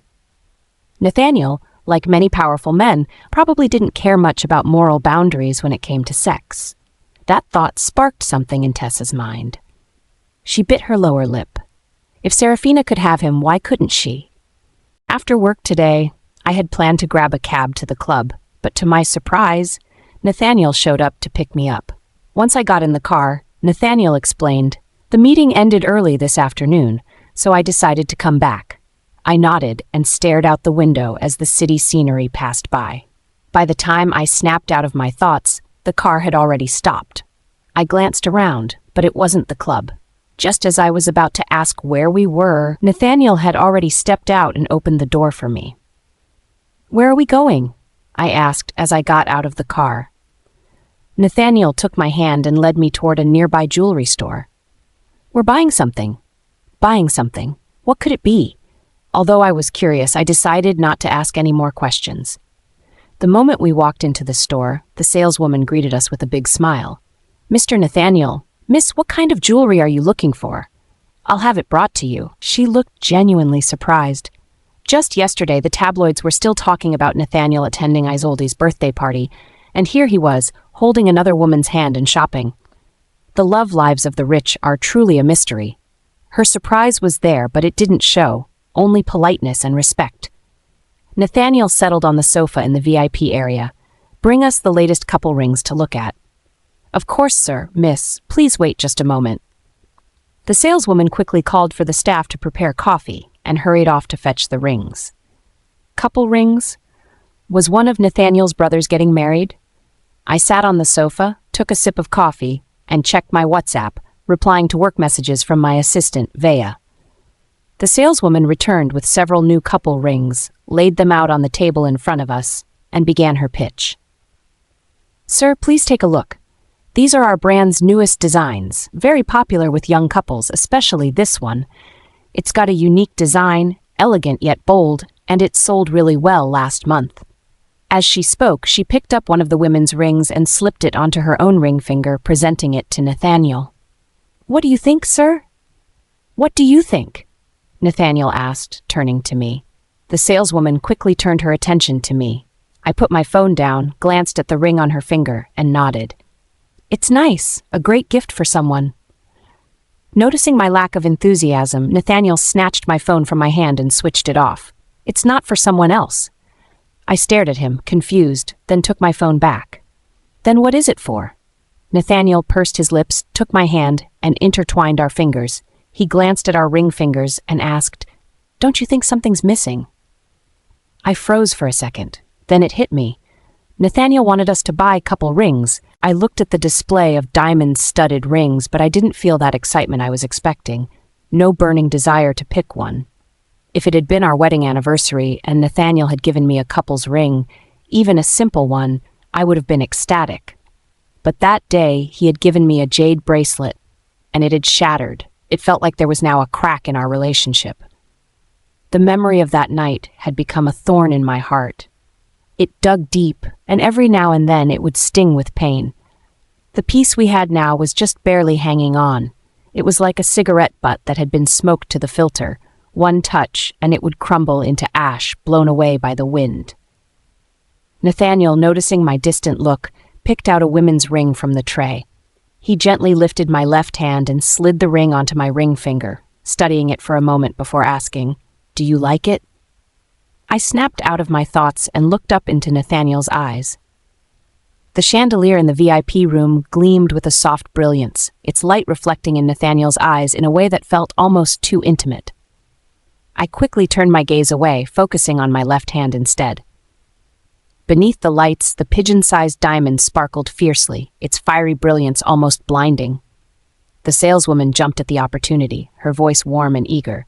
"Sir, you truly have an eye for quality. The design and craftsmanship of this ring, it's nothing short of masterful, one of a kind. And miss, your hands are the most beautiful I've ever seen, so pale, so delicate. This ring would highlight them perfectly, adding an undeniable elegance." I glanced at my left hand, shaking my head lightly. "It's a bit much, not something I could wear every day." Nathaniel chimed in, "You could get two, one to keep, one for everyday wear." The saleswoman's face brightened at his suggestion, and she quickly added, "Miss, your husband is so thoughtful. You look absolutely stunning in this ring. And the matching men's ring is just as exquisite, subtle yet sophisticated. If this one's too bold for you, we also have a new design that's perfect for daily wear." She picked up a simpler ring and eagerly offered it to me. Nathaniel gently took the pigeon-sized diamond off my finger, replacing it with the more understated ring. "What do you think?" Though the new ring was labeled as everyday, the diamond was still a full carat. I glanced over the other rings in the display and nodded. This one will do. Great, let me just measure your finger, the saleswoman said with a smile. She stole a quick glance at Nathaniel, her disappointment clear at the sale of the larger diamond that hadn't gone through. Nathaniel's voice broke the silence. Wrap them both up. Of course. The saleswoman's expression lit up as though he'd just saved her. Sir, miss, would you like to have any engraving on the rings? No need, I replied. If Nathaniel and I ever parted ways, those rings would likely fetch quite a sum. Understood, we'll have them custom-made and ready as soon as possible. I'll contact you when they're finished. Nathaniel gave a quiet, before turning to me. Anything else you want to pick out? Or should we go? The saleswoman quickly added, Beautiful, miss. We've just received a few new necklace designs. Would you like to see them? I shook my head. No, let's go. Nathaniel took my hand, stood up and led me out of the store. Take care, the saleswoman called after us as we made our way to the door. We climbed back into the car and the vehicle started moving. Why the sudden urge to buy matching rings? I glanced at Nathaniel. Nothing much, just realized we've been married for 3 years and we don't even have rings. He held my hand, his fingers weaving between mine. In the dim light, he looked at me with intensity. Seraphina, I know I haven't been the mate I should have been these past few years, and you've been so patient with me. From now on, I'm going to make it up to you. I'll give you everything we've missed. Though Seraphina had once said she'd wait for him to prove himself, Nathaniel still sensed that, despite her calm exterior, there was an invisible barrier between them now. The rift was there, deepening, and it would be hard to fix. She couldn't trust him with the same full heart anymore. I smiled at him, then turned my gaze to the window. The sky had darkened, and the lights from the shops and towering buildings along the street flickered on, casting a warm glow over everything. I could see what Nathaniel was trying to do. I knew he genuinely wanted to make up for things. But whether his kindness came from love or guilt, I couldn't say. Then there was Isolde. Her presence in my life felt like a ticking time bomb. I knew that as long as Isolde was in the picture, Nathaniel and I would never go back to how things used to be. We had dinner first, then headed to the club. The car pulled into the underground parking garage. We both opened our doors and stepped out, walking down the familiar path to the VIP room we frequented. The room was dimly lit, and our friends were already chatting. Nathaniel pushed the door open. All eyes turned to us. Jasper grinned. Nathaniel, that's not fair. None of us brought dates, and here you are with Ms. Isolde. Are you trying to show off? Since I was partly hidden behind Nathaniel, and the hallway was bright while the room was dark, Jasper didn't get a clear look at my face. He automatically assumed Nathaniel's companion was Isolde. Julian raised an eyebrow and immediately recognized me, shooting Nathaniel a quick glance. Noah cleared his throat. Ahem. The air froze for a moment and my face went pale. Nathaniel, still holding my hand, walked in and snapped, Can't you keep your mouth shut, Jasper? That was when Jasper realized the woman beside Nathaniel wasn't Isolde, but me. What the hell? He quickly stood up and stammered, Ah, beautiful Luna. I'm so sorry. I mistook you for someone else. Please, sit here. Let me make it up to you with 3 drinks. Don't be mad. With that, Jasper poured himself 3 drinks. It wasn't just Jasper. A few others also mistook me for Isolde at first. It wasn't because we looked alike, but because, in their past gatherings, Nathaniel had never brought a date. It was only after Isolde came back to the Silvermoon Crest Pack that Nathaniel had brought her a couple of times. Except for Julian, everyone else subconsciously assumed that the only woman Nathaniel would bring to meet his friends was Isolde. Who could have guessed that I would be the one coming here with Nathaniel? It's all right. I'm not angry. It's not your fault. If anyone should be blamed, it's Nathaniel. Since he always brings Miss Isolde here, he should see it through, I said, sitting down on the couch, a playful smile tugging at my lips as I glanced at Nathaniel. I'll only bring you next time. Don't be mad, okay? Nathaniel leaned toward me, his hand resting on the back of the couch. The room fell silent, stunned by the shift in the atmosphere. Nathaniel had specifically brought me Seraphina here today, and without hesitation, he was showing affection in front of everyone. It wasn't easy to get Alpha Nathaniel to show any sign of vulnerability. Jasper and the others exchanged looks, but didn't let their surprise show too much. They quickly picked up their conversation, though it was clear they were distracted. They knew Nathaniel was doing this on purpose, bringing me here to meet his friends and being affectionate with me in front of them. When Nathaniel had brought Isolde in the past, it had never been like this. He'd spend most of the time chatting with his friends while Isolde quietly sat off to the side. It was obvious to everyone now, Nathaniel had feelings for me. The people here were all cut from the same cloth, changing partners like clothes, never repeating, but they only ever played with those women who were interested in one thing and one thing only. A few of them glanced at Noah, probably wondering what would happen with his sister Isolde now. "Noah," Nathaniel suddenly called out, "aren't you going to apologize to Seraphina?" As soon as their eyes met, Noah shivered, walked over, and raised his glass. "Beautiful Luna, I was reckless the other day, said some stupid things, and offended you. I'm sorry. Please forgive me for Alpha Nathaniel's sake. Let me show my respect with this drink." He downed the entire glass in one go, then held it up to show the empty cup. Jasper and the others exchanged glances before their eyes shifted toward us. It didn't take long for everyone to realize why Nathaniel had brought them here today. To watch Noah apologize. Everyone knew just how close Noah and Nathaniel were. Not only were they business partners, but they'd been best friends since childhood, their bond running deep. Despite Noah's occasional antics, he'd always stayed firmly within Nathaniel's inner circle. They also knew that Noah's cousin was Isolde, and now Nathaniel was asking Noah to apologize to Seraphina, something that carried a lot of weight. I glanced around the room before reaching for the wine bottle nearby and refilling Noah's glass. "I get it," I said with a shrug. "You're close to Miss Isolde, and I understand you care about her. Honestly, I'd probably do the same for my friends, wouldn't you?" Noah's lips curled slightly in a tense half-smile. It was a trap, and no matter how he responded, it wouldn't be the right answer. "Luna, I was just stressed out at the time. Please don't take it too personally," he said, his voice tight. He downed his glass in one go. "Another?" I asked, refilling it for him. Noah's face paled slightly as he shot me a quick, reluctant look before drinking again. "All right," I said, setting the bottle aside and sinking back onto the couch with a smile. "You're misunderstanding me. It's not a big deal, really. Now, if there's no need to apologize, I'm not holding it against you." Heh. Noah gave a tight smile, but inside he was rolling his eyes. He knew I was using Nathaniel to make things difficult on purpose and then playing the innocent card. His dislike for me grew with each passing moment. What he couldn't understand, though, was why Nathaniel had chosen me over Isolde. Looks-wise, they were equals. But in terms of personality, Isolde was definitely the better option. Gentle, considerate, graceful, and always easy to get along with. She had that perfect three-part smile that made everyone warm to her. Unlike me, I wore a constant cold expression, stiff and unapproachable. If I truly had high standards, maybe that'd be one thing, but it was clear I was just pretending to be above it all. With Nathaniel backing me up, I walked around with a kind of arrogant confidence that betrayed my true nature. I didn't flinch.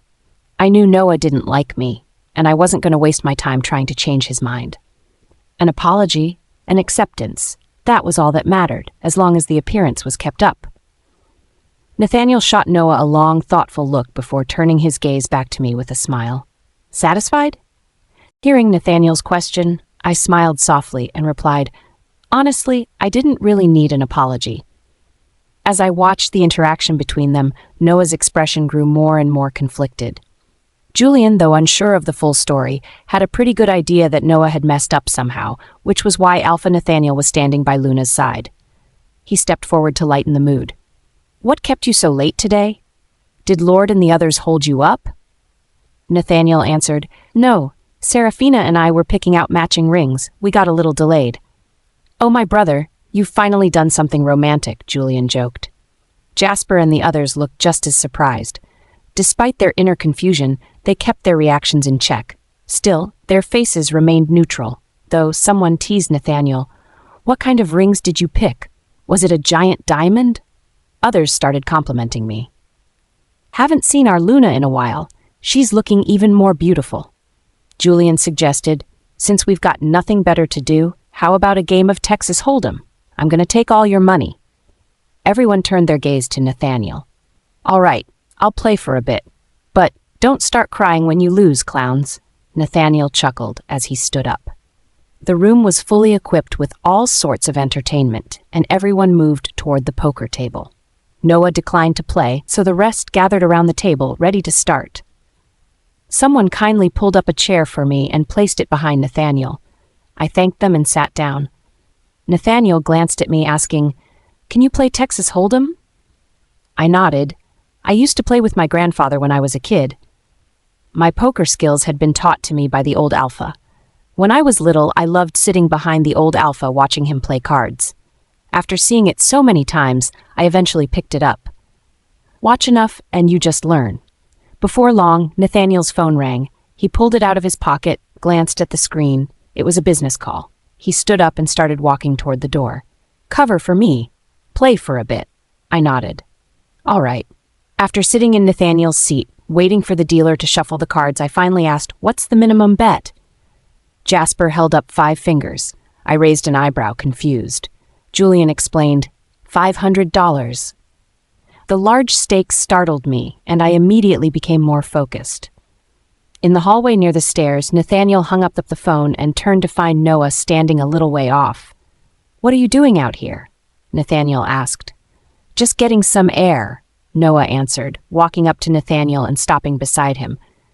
"Brother, I know I might have crossed a line, but I still need to ask, what are you planning to do?" Seeing Nathaniel stay silent, Noah pressed on, "Are you planning on letting Isolde stay your mistress forever?" "No." "So when do you plan on ending your bond with Seraphina? What about the old Alpha's side?" Nathaniel interrupted him. "There's nothing between Isolde and me. There never will be." Noah froze. But you brought Isolde here to see us, and the media even snapped a few pictures of you two, didn't they?" Wasn't all of this proof that he wanted to get back together with Isolde? Noah was completely confused. Nathaniel had indeed thought about it before. Back then, he believed he was still in love with Isolde, but now, reflecting on it, he realized how wrong he had been. The whole emotional mess was complicated. All Nathaniel knew now was that, deep in his heart and soul, he never wanted to be apart from Seraphina. Looking at Noah's bewildered expression, it's all in the past. I've cleared things up with Isolde. Whether she stays with Silvermoon Crest Pack or joins another pack, it's her choice. Noah stared at Nathaniel, unsure of how to respond. He never would have imagined things turning out this way. The idea of Nathaniel wanting to part ways with Isolde had never crossed his mind. He still remembered the first time Nathaniel transformed. The pain had been so intense it left him pale and weak. Isolde had stayed by his side, comforting him the entire time. At the university graduation ceremony, those crystal heels gleamed with an almost blinding luxury, making it impossible for anyone not to envy Isolde. A handsome couple, their relationship had stirred up a fair amount of chatter on the school's forum back then. Many had doubts about their future, but despite everything, they managed to get through college together, quietly, but with unwavering strength. Noah didn't know what had happened between them, nor why they had split, or why Isolde had left for Golden Crescent Pack. But what he did know was that this reunion had been hard-earned. Given their history, it seemed they both had hopes of picking up where they'd left off. Still, he hadn't expected Nathaniel to ultimately choose Seraphina. Nathaniel, though, remained calm, unfazed. He gave Noah a light clap on the shoulder. "Don't overthink it. I'm heading back now." "Hold up," Noah called out, stopping him. Nathaniel turned. Noah stepped forward, locking eyes with him, his tone serious as he asked, "Alpha, are you sure? Have you really made up your mind to give up on Isolde?" Nathaniel's POV. I looked at Noah. "Yeah, I'm sure. I've made up my mind." He pressed his lips together, his voice low. "Then, do you love her?" I knew exactly who he meant, Sarah. My eyes flickered. "I don't know if it's love, but I do know I can't let go of the bond between us. Just the thought of her leaving." I exhaled, jaw tight. It feels like something gets ripped out of me. My wolf can't settle. "Maybe you're just holding on to what you had with her," Noah said quietly. "Once you're officially single, give it time. That feeling, it'll pass." I turned toward the window, staring out in silence. I wasn't buying what he said, and he could tell. Noah let out a heavy sigh. I wasn't sure if it was disappointment in me or sympathy for Isolde. "She agreed to the breakup?" he asked. My brows furrowed, my voice came out cool and flat. "She didn't have a choice." Noah looked at me like I was some cold, unfeeling asshole. So many years with Isolde, and none of it could compete with 3 years of Sarah. Guess it's true what they say. Everyone laughs with the new, but no one hears the old crying. Noah realized there was no point pushing. He just turned around and walked away. I stood by the window a little longer, watching the night settle outside before finally heading back to the private room. Seraphina's POV. Inside the private room. Nathaniel walked in, a faint smile playing on his lips as his eyes landed softly on me. "It's getting late? Ready to head out? Yeah, let's go." "Ah, come on, man. Don't bail now. Just a few more rounds. I'm still losing here." Julian groaned in frustration. Nathaniel chuckled. "We're calling it a night. You guys have fun. Everything's on me." He gave a casual wave to the others, then reached for my hand and led me out. We were waiting by the elevator when a small group approached from the other end of the hallway. The man at the front wasn't tall, his round belly making him easy to spot. The moment he laid eyes on Nathaniel, a wide smile spread across his face. "Alpha Nathaniel Blackwood," he called out, clearly pleased. Nathaniel's expression remained composed. "Good evening, Mr. Cole Thornfield." "Well, this is a surprise. I didn't expect to run into you here. What are the odds?" After exchanging a few polite words, Cole smiled again and added, "Thanks for looking after Isolde lately. That birthday party must have cost you a fortune. She's still filming with the crew, right?" Nathaniel gave a slight nod but didn't say anything more. He clearly had no interest in discussing Isolde. Cole's eyes drifted to me, curiosity flickering as he probed gently. "Hard to believe it's been so many years. I still remember little Isolde with those twin pigtails that are calling me uncle. She's not a kid anymore, always running around in the human world, chasing that celebrity life. Most girls her age, little howlers, already have pups by now." "Everyone follows their own path," Nathaniel replied coolly, his tone distant. Sensing Nathaniel's reluctance, Cole wisely shifted focus, to me. "And this lovely lady with you, CEO Blackwood?" Nathaniel replied simply, "Seraphina Ravenscroft." Recognition lit up Cole's face and he smiled broadly. "Ah, so this is Alpha Nathaniel's sister. Miss Seraphina, I've heard so much about you. What a pleasure to finally meet you." His gaze flicked briefly to our intertwined hands as he spoke. "You're too kind," I said with a polite smile. Even under his subtle scrutiny, I held my expression steady. I knew exactly who Cole Thornfield was, Isolde's uncle, her father's older brother. From what I'd gathered, the Thornfield family had built themselves up into a respected business powerhouse over the past few years. They didn't have much clout back when they started in the Silvermoon crest pack, but after years of close dealings with Silvermoon Enterprises, they'd built a strong network. Eventually, the Thornfields carved out a place for themselves among the business elite of Silvermoon Crest. Later, aiming to expand even further, they shifted focus to the Golden Crescent Pack, now standing among its most powerful families. Just then, ding, the elevator doors slid open. "After you, Alpha Nathaniel." Nathaniel guided me inside, gently steering me into a corner before wrapping an arm around my shoulders. Cole glanced at him, then smirked. "Miss Seraphina, you must be 25 now, right? Do you have a mate yet? If not, maybe I could introduce you to someone." I opened my mouth to respond, but Nathaniel beat me to it, his voice crisp and icy. "That won't be necessary, Mr. Cole." Cole paused, clearly catching the edge in Nathaniel's tone. He got the message, and wisely chose to keep quiet after that. Others' POV. After parting ways with Alpha Nathaniel and Seraphina, Cole lingered for a moment, watching the space they just left. His human assistant came jogging over, slightly out of breath. "CEO Cole, I looked into it. CEO Blackwood isn't here for any business meeting. He's just catching up with a few close friends." Cole's eyes narrowed. "Close friends of CEO Blackwood?" The assistant nodded. "Yes, sir." Cole's jaw tightened, his expression darkening. "All right, let's head back." If Nathaniel had brought Seraphina along to meet business associates, Cole wouldn't have batted an eye. But introducing her to his inner circle, his trusted brothers and longtime friends, that was something else entirely. Cole had known for years that Chairman Blackwood had adopted a granddaughter, but the girl had always kept a low profile, never mixing with their world. the elite few who truly ran things. From where Cole stood, neither the power nor the fortune of the Alpha Blackwood family would ever be hers. She was irrelevant. Or so he'd thought. Even when Nathaniel and Seraphina had popped up in the news recently, Cole hadn't given it much weight.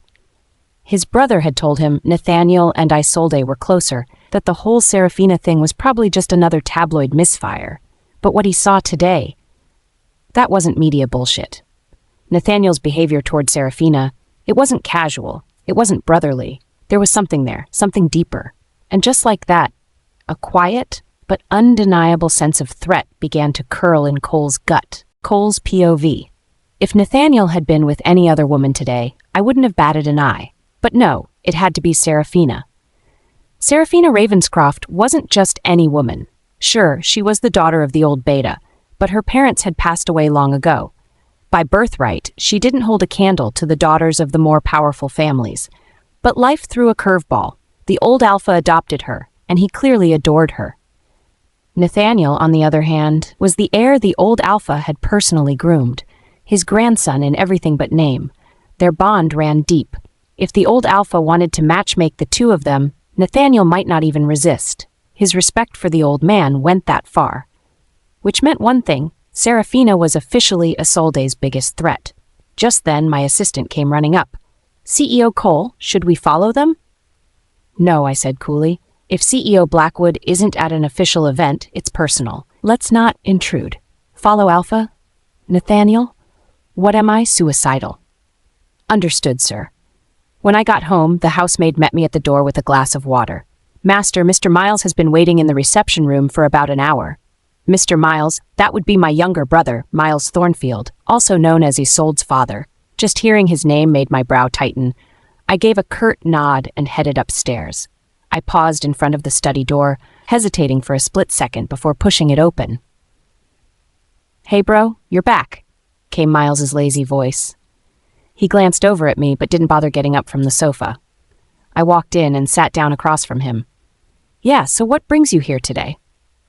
"You've really been too busy to remember anything, huh?" he scoffed. "I'm here about the partnership project with Silvermoon Enterprises. Deputy Director Megan gave me a heads up. We've got a solid shot at landing it this time."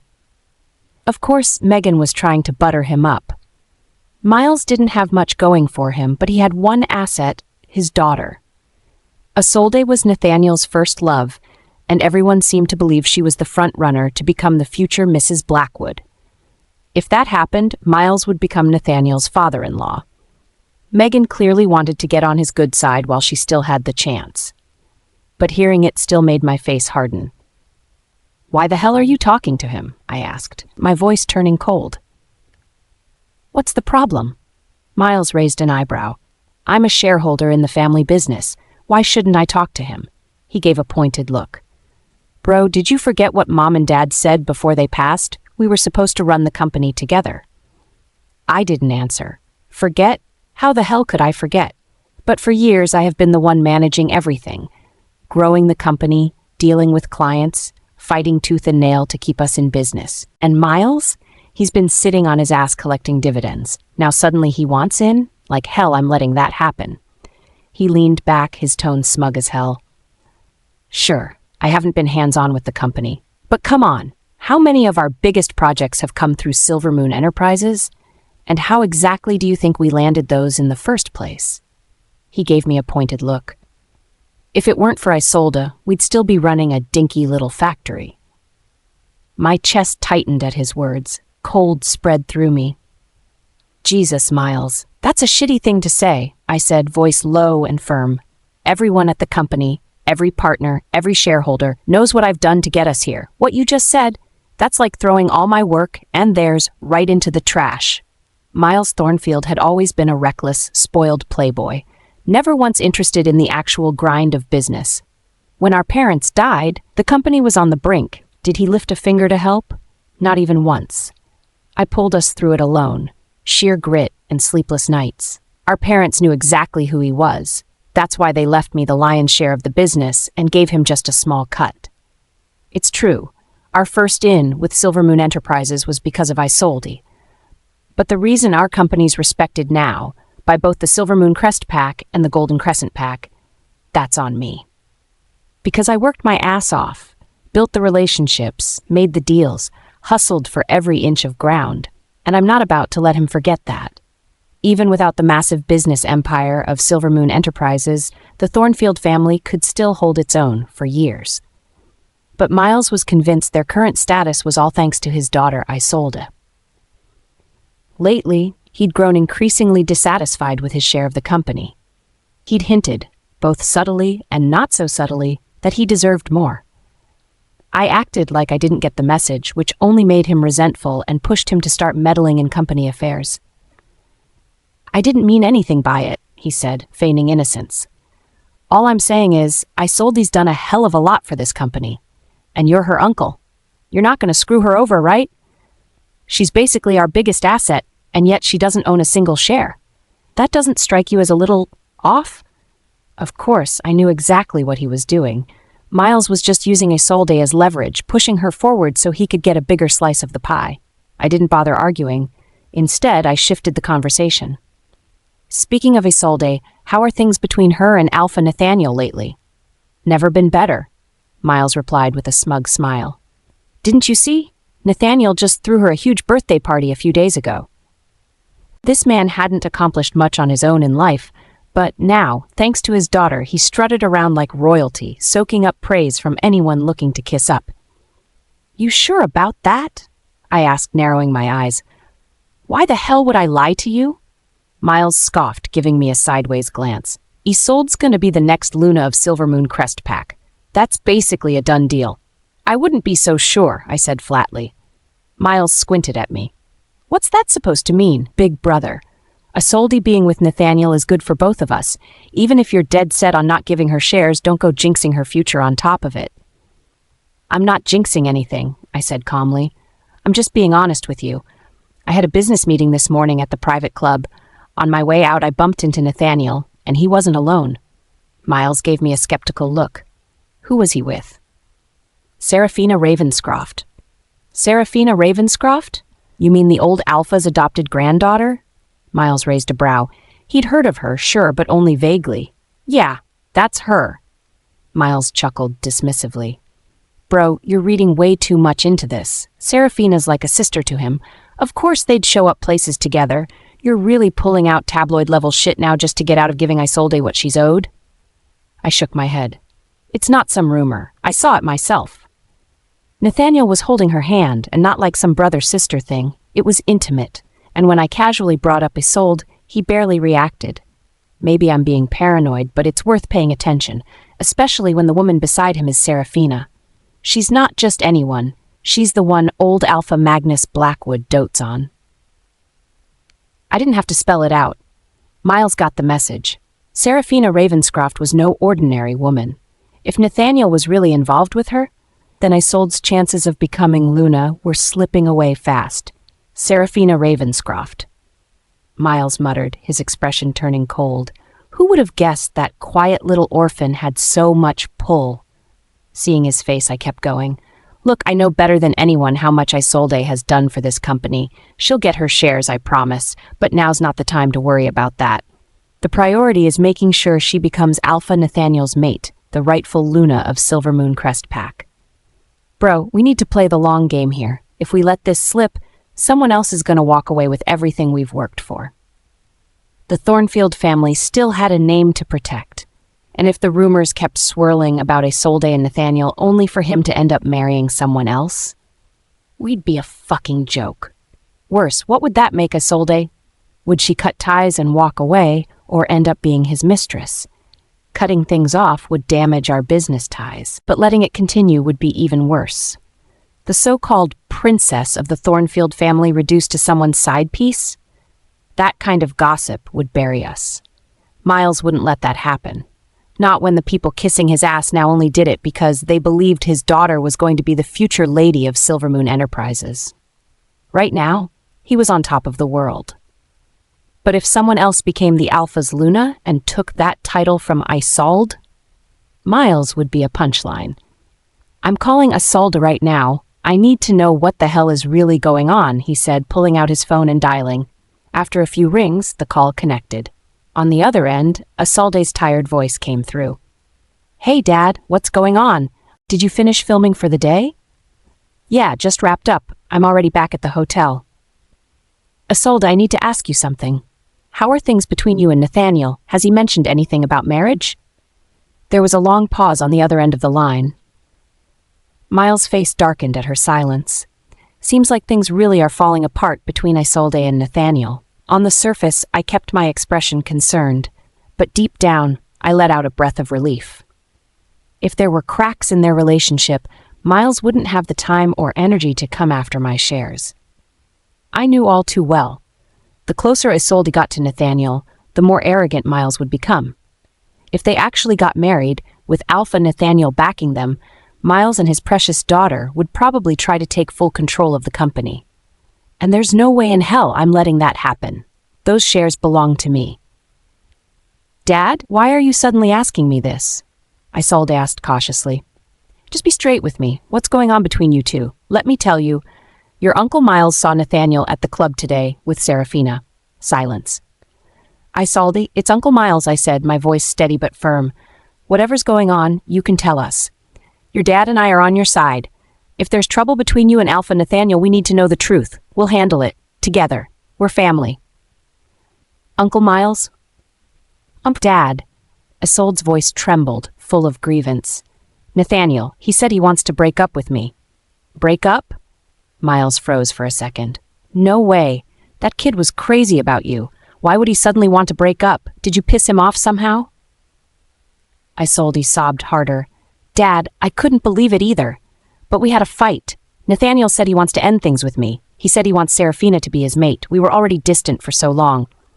Our relationship wasn't as strong as it used to be. And that bitch Seraphina saw her chance. She seduced him. Dad, Uncle, you have to help me figure something out." All right. Calm down first. Tell us everything. We'll help you handle this." "Okay, here's what happened." After hearing her out, Miles' expression turned vicious. "Sweetheart, don't you worry. Alpha Nathaniel's just pissed off right now. He'll come around. And as for that bitch Seraphina, I'll make sure she regrets ever messing with you." "Thank you, Dad." Once the call ended, Isolde sneered coldly. "Dad, Uncle, just wait. I won't let you down." Seraphina Ravenscroft, "You really think you can keep Nathaniel's heart forever? Nathaniel, you belong to me. No one else. I won't let anyone steal you away." Right after, Miles pulled out his phone and made another call. "Find me everything you can on Seraphina Ravenscroft from Silvermoon Enterprises. I want details. The whole damn file." Seraphina's POV. On the way back to the pack house. Neon lights blurred past the car windows, casting fleeting colors across the glass panels on either side. Outside looked even sharper, somehow more vivid in the night. But I wasn't really looking out there. Not at all. I was watching Nathaniel's reflection in the window, the sharp lines of his face, every angle carved with effortless masculinity. That strong brow, the defined cut of his jaw, the silent command that clung to him like a second skin. Pure alpha. I turned my head slightly, the corner of my mouth tugging up into a small, teasing smile. "They say you're pretty damn good at poker." Nathaniel didn't even flinch. "No." I let out a soft laugh. "Funny, because they also say you win all the time." Without saying a word, he reached over and took my hand, lazily playing with my fingers, that casual, almost absent-minded way of touching me that still made my heart skip. "So how do you do it, then?" "I've never seen you play anything," I asked, curiosity slipping into my voice before I could stop it. Nathaniel's gaze slid toward me, his expression calm, patient, like he'd been waiting for me to ask. "It's nothing special," he said simply. "Poker's just math, a game of probability. You calculate the odds of what's left in the deck and bet accordingly." "Math, of course." I should have known. Back in college, Nathaniel always aced every math and finance class like it was second nature. He was brilliant in every way that mattered, and moments like this reminded me exactly how far apart our worlds really were. I'd worked myself to the bone just to stay near the top of my MBA program, the same campus as his old finance department, because I wanted to catch up to him. But Nathaniel? He made everything look effortless. By the time I stepped onto that campus, he'd already graduated, but his name still echoed through every hallway. His picture still hung in the university's Hall of Honor, ranked 20th. Every name ahead of his belonged to professors and scientists with gray hair, people who'd spent their whole lives earning that recognition. "What are you thinking about?" Nathaniel's voice pulled me back, his head tilting just slightly toward me. "Nothing." I shook my head, brushing it off. He didn't push me. He never did when I didn't want to talk. Instead, his voice shifted, casual, a little softer. "There's a banquet tomorrow night. Come with me?" I hesitated. I wasn't a fan of parties like that. Part of it was work. I was always busy, but mostly, I hated them. People in that world, Nathaniel's world, never really saw me. Not as one of them, anyway. And honestly, I didn't want to be. Deep down, I was still just me. Just a regular girl. I thought about the last midnight gala, gorgeous, extravagant, glittering on the outside. But all I remembered was the freezing pool water and the bracelet that ended up with Isolde. I exhaled slowly and spoke before he could say anything else. "Take your assistant with you. I'm not going." His eyes lingered on my face for a moment. Then, in that low, steady voice of his, he said, "And I'm not going either. I'll stay with you." "No." "Why not?" "Because it's fine. It's not an important event." He raised an eyebrow but didn't argue, and I didn't say anything else. Back at the pack house, I worked in the living room until almost 11 before finally heading to the primary bedroom's bathroom to wash up. I pushed the door open, about to step inside, when I froze. There was already someone in there. Nathaniel. Normally he stayed holed up in his study until midnight. I hadn't expected him to come out this early. He looked like he'd just gotten out of the shower, a single towel slung low around his waist, his body radiating heat and strength in every line. Broad shoulders, narrow waist, that perfect V-shaped torso that made every cell in my body wake up. The air around him practically hummed with raw alpha energy. His damp hair clung to his forehead, a few strands falling carelessly over his eyes, making him look younger. Softer. Dangerous in a completely different way. Shaving foam covered his jaw, razor in hand, as he cleaned up the stubble on his face. When he heard the door open, he looked up, our eyes locking through the mirror. "Oh, sorry." I snapped out of my daze and quickly backed out, grabbing my toiletries and heading for the guest bathroom down the hall. Standing at the sink, staring at my reflection, my mind kept replaying that scene. God. I could feel the corner of my lips curve up on their own. My face flushed warm. 3 years with Nathaniel, and our sex life was nothing short of perfect. But still, he managed to take my breath away like it was the first time all over again. Later, after we'd both finished showering, we lay in bed together. The lights were off, the room quiet, the kind of quiet that wrapped around you like a secret. Then, Nathaniel reached over, grabbing my hand, his touch burning hot against my skin. His eyes, dark, intense, looked at me like he was ready to devour me whole, but then my hand instinctively rested on my stomach, on the tiny life growing inside me. 3 months along now, stable, yes, safe. But still, I could give in, lose myself in the way his body made me feel, but something inside me hesitated. Maybe it was remembering that night at Moonshadow Manor, how he drank Grandma's strengthening soup and still chose cold showers over touching me. Whatever the reason, tonight, I didn't give in right away. Instead, I closed my eyes and pretended to fall asleep. And eventually, I really did. Nathaniel's POV. I leaned on one arm lying beside Sarah. The soft moonlight spilled through the window, casting a quiet glow over her peaceful, sleeping face. For a moment, I just watched her, completely lost in how beautiful and calm she looked. Slowly, I lowered myself beside her, careful not to wake her. I let my lips brush against the warm curve of her neck, a touch so light it was barely there. But right then, her eyes fluttered open. We locked eyes for the briefest second, just long enough for my heart to catch.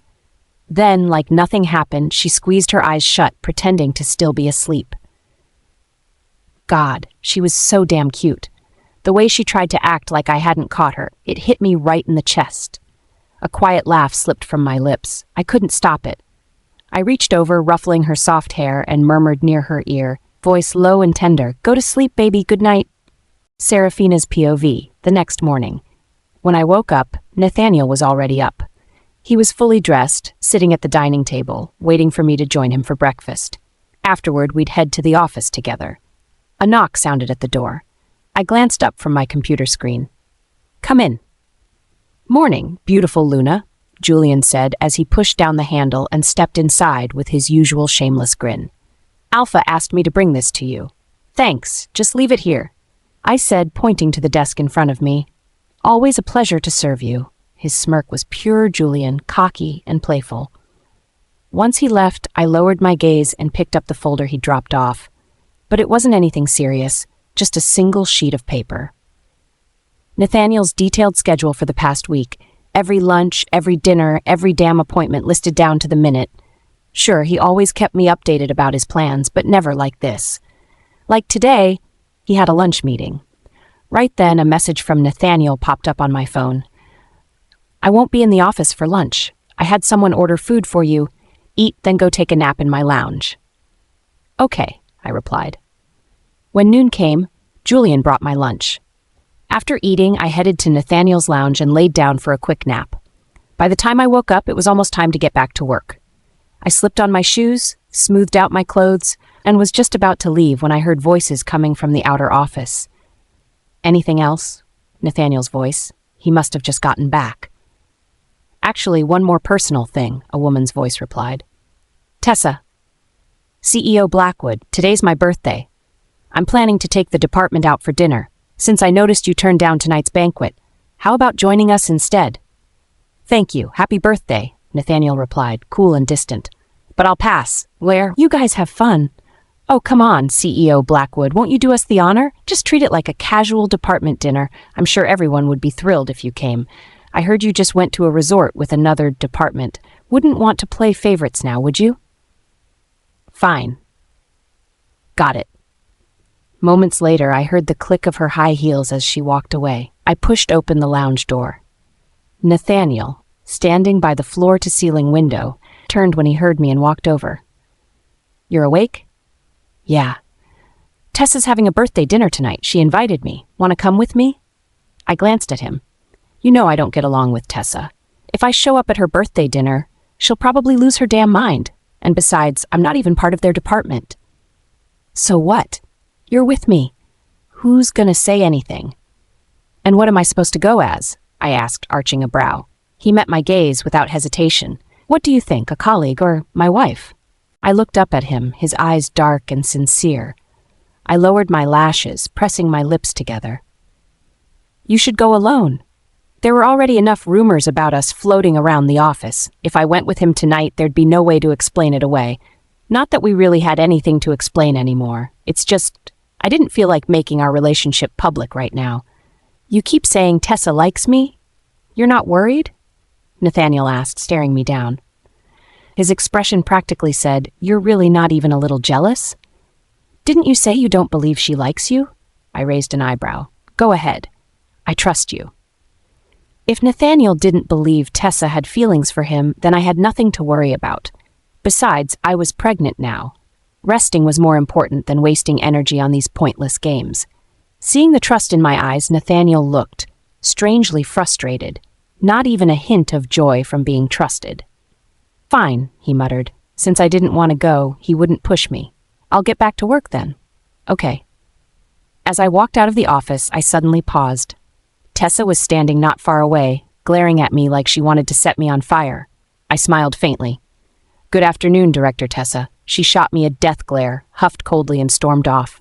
Third person's POV. The French restaurant Tessa had booked oozed quiet elegance. Nathaniel sat down at the round table with the rest of his employees. Since the dishes had been pre-ordered, the food arrived not long after everyone settled in. The group began eating at an easy, unhurried pace. As with any workplace, there were always a few people who knew how to keep the energy light and fun, and the PR department was no exception. Soon enough, the table buzzed with laughter and lively conversation. Leaning back in his chair, Nathaniel swirled the wine in his glass, occasionally chiming in with a dry comment or two.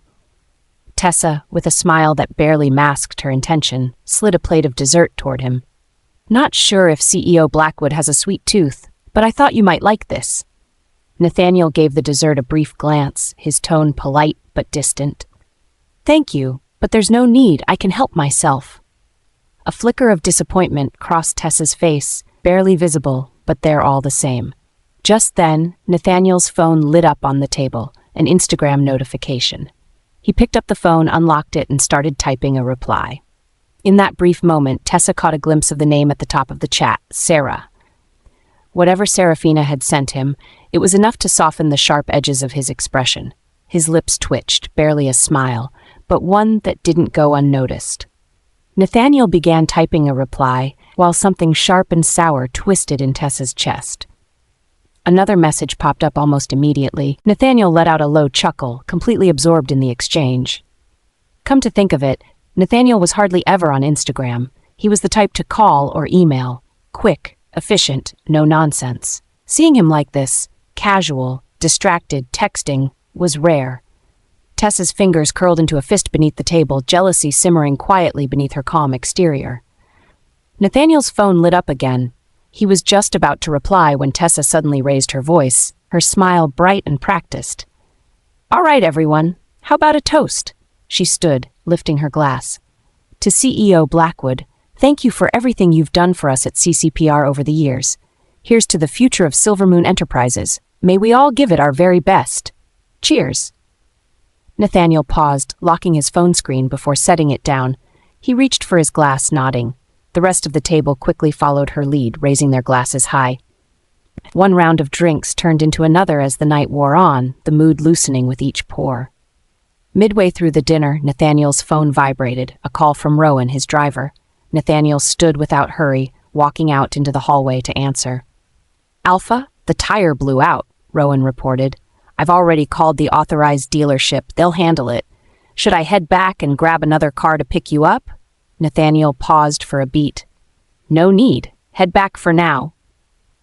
"I'll have Sarah come pick me up when I'm done here." "Understood." After hanging up, Nathaniel opened his Instagram chat with Seraphina. Her last message still lingered at the bottom of the screen. "Are you guys heading to the bar later?" Instead of texting back, he called her directly. It only rang twice before Seraphina picked up, her voice soft and familiar in his ear. "You're outside?" "Yeah, okay. Don't drink too much." She'd already said that in her last message. But hearing her say it out loud felt different. "I know. Are you guys really going to the bar? What time do you think you'll be home? Should I just go to bed first?" "I'll sit with them for a bit, but I won't stay too long. Rowan called, said the tire blew out, so I sent him back. Can you come pick me up when we're done here?" There was a small pause on the other end, like she was hesitating, before she replied. "All right, just don't stay out too late." "Got it." "Be careful on your way over," Nathaniel said, his voice low, almost intimate. After hanging up, he lingered by the window in the hallway for a while. The cool night breeze swept past him, carrying away the lingering scent of wine clinging to his skin. Maybe it was the alcohol, or maybe it was her voice in his ear, but he felt warm. Almost too warm. He slipped off his jacket, casually draping it over his arm. From behind him, Tessa stepped out of the private dining room, her eyes locked onto the broad line of his back, the sharp cut of his shoulders, the effortless strength in his stance. And for a long, long moment, she just stood there, watching him, unable to look away.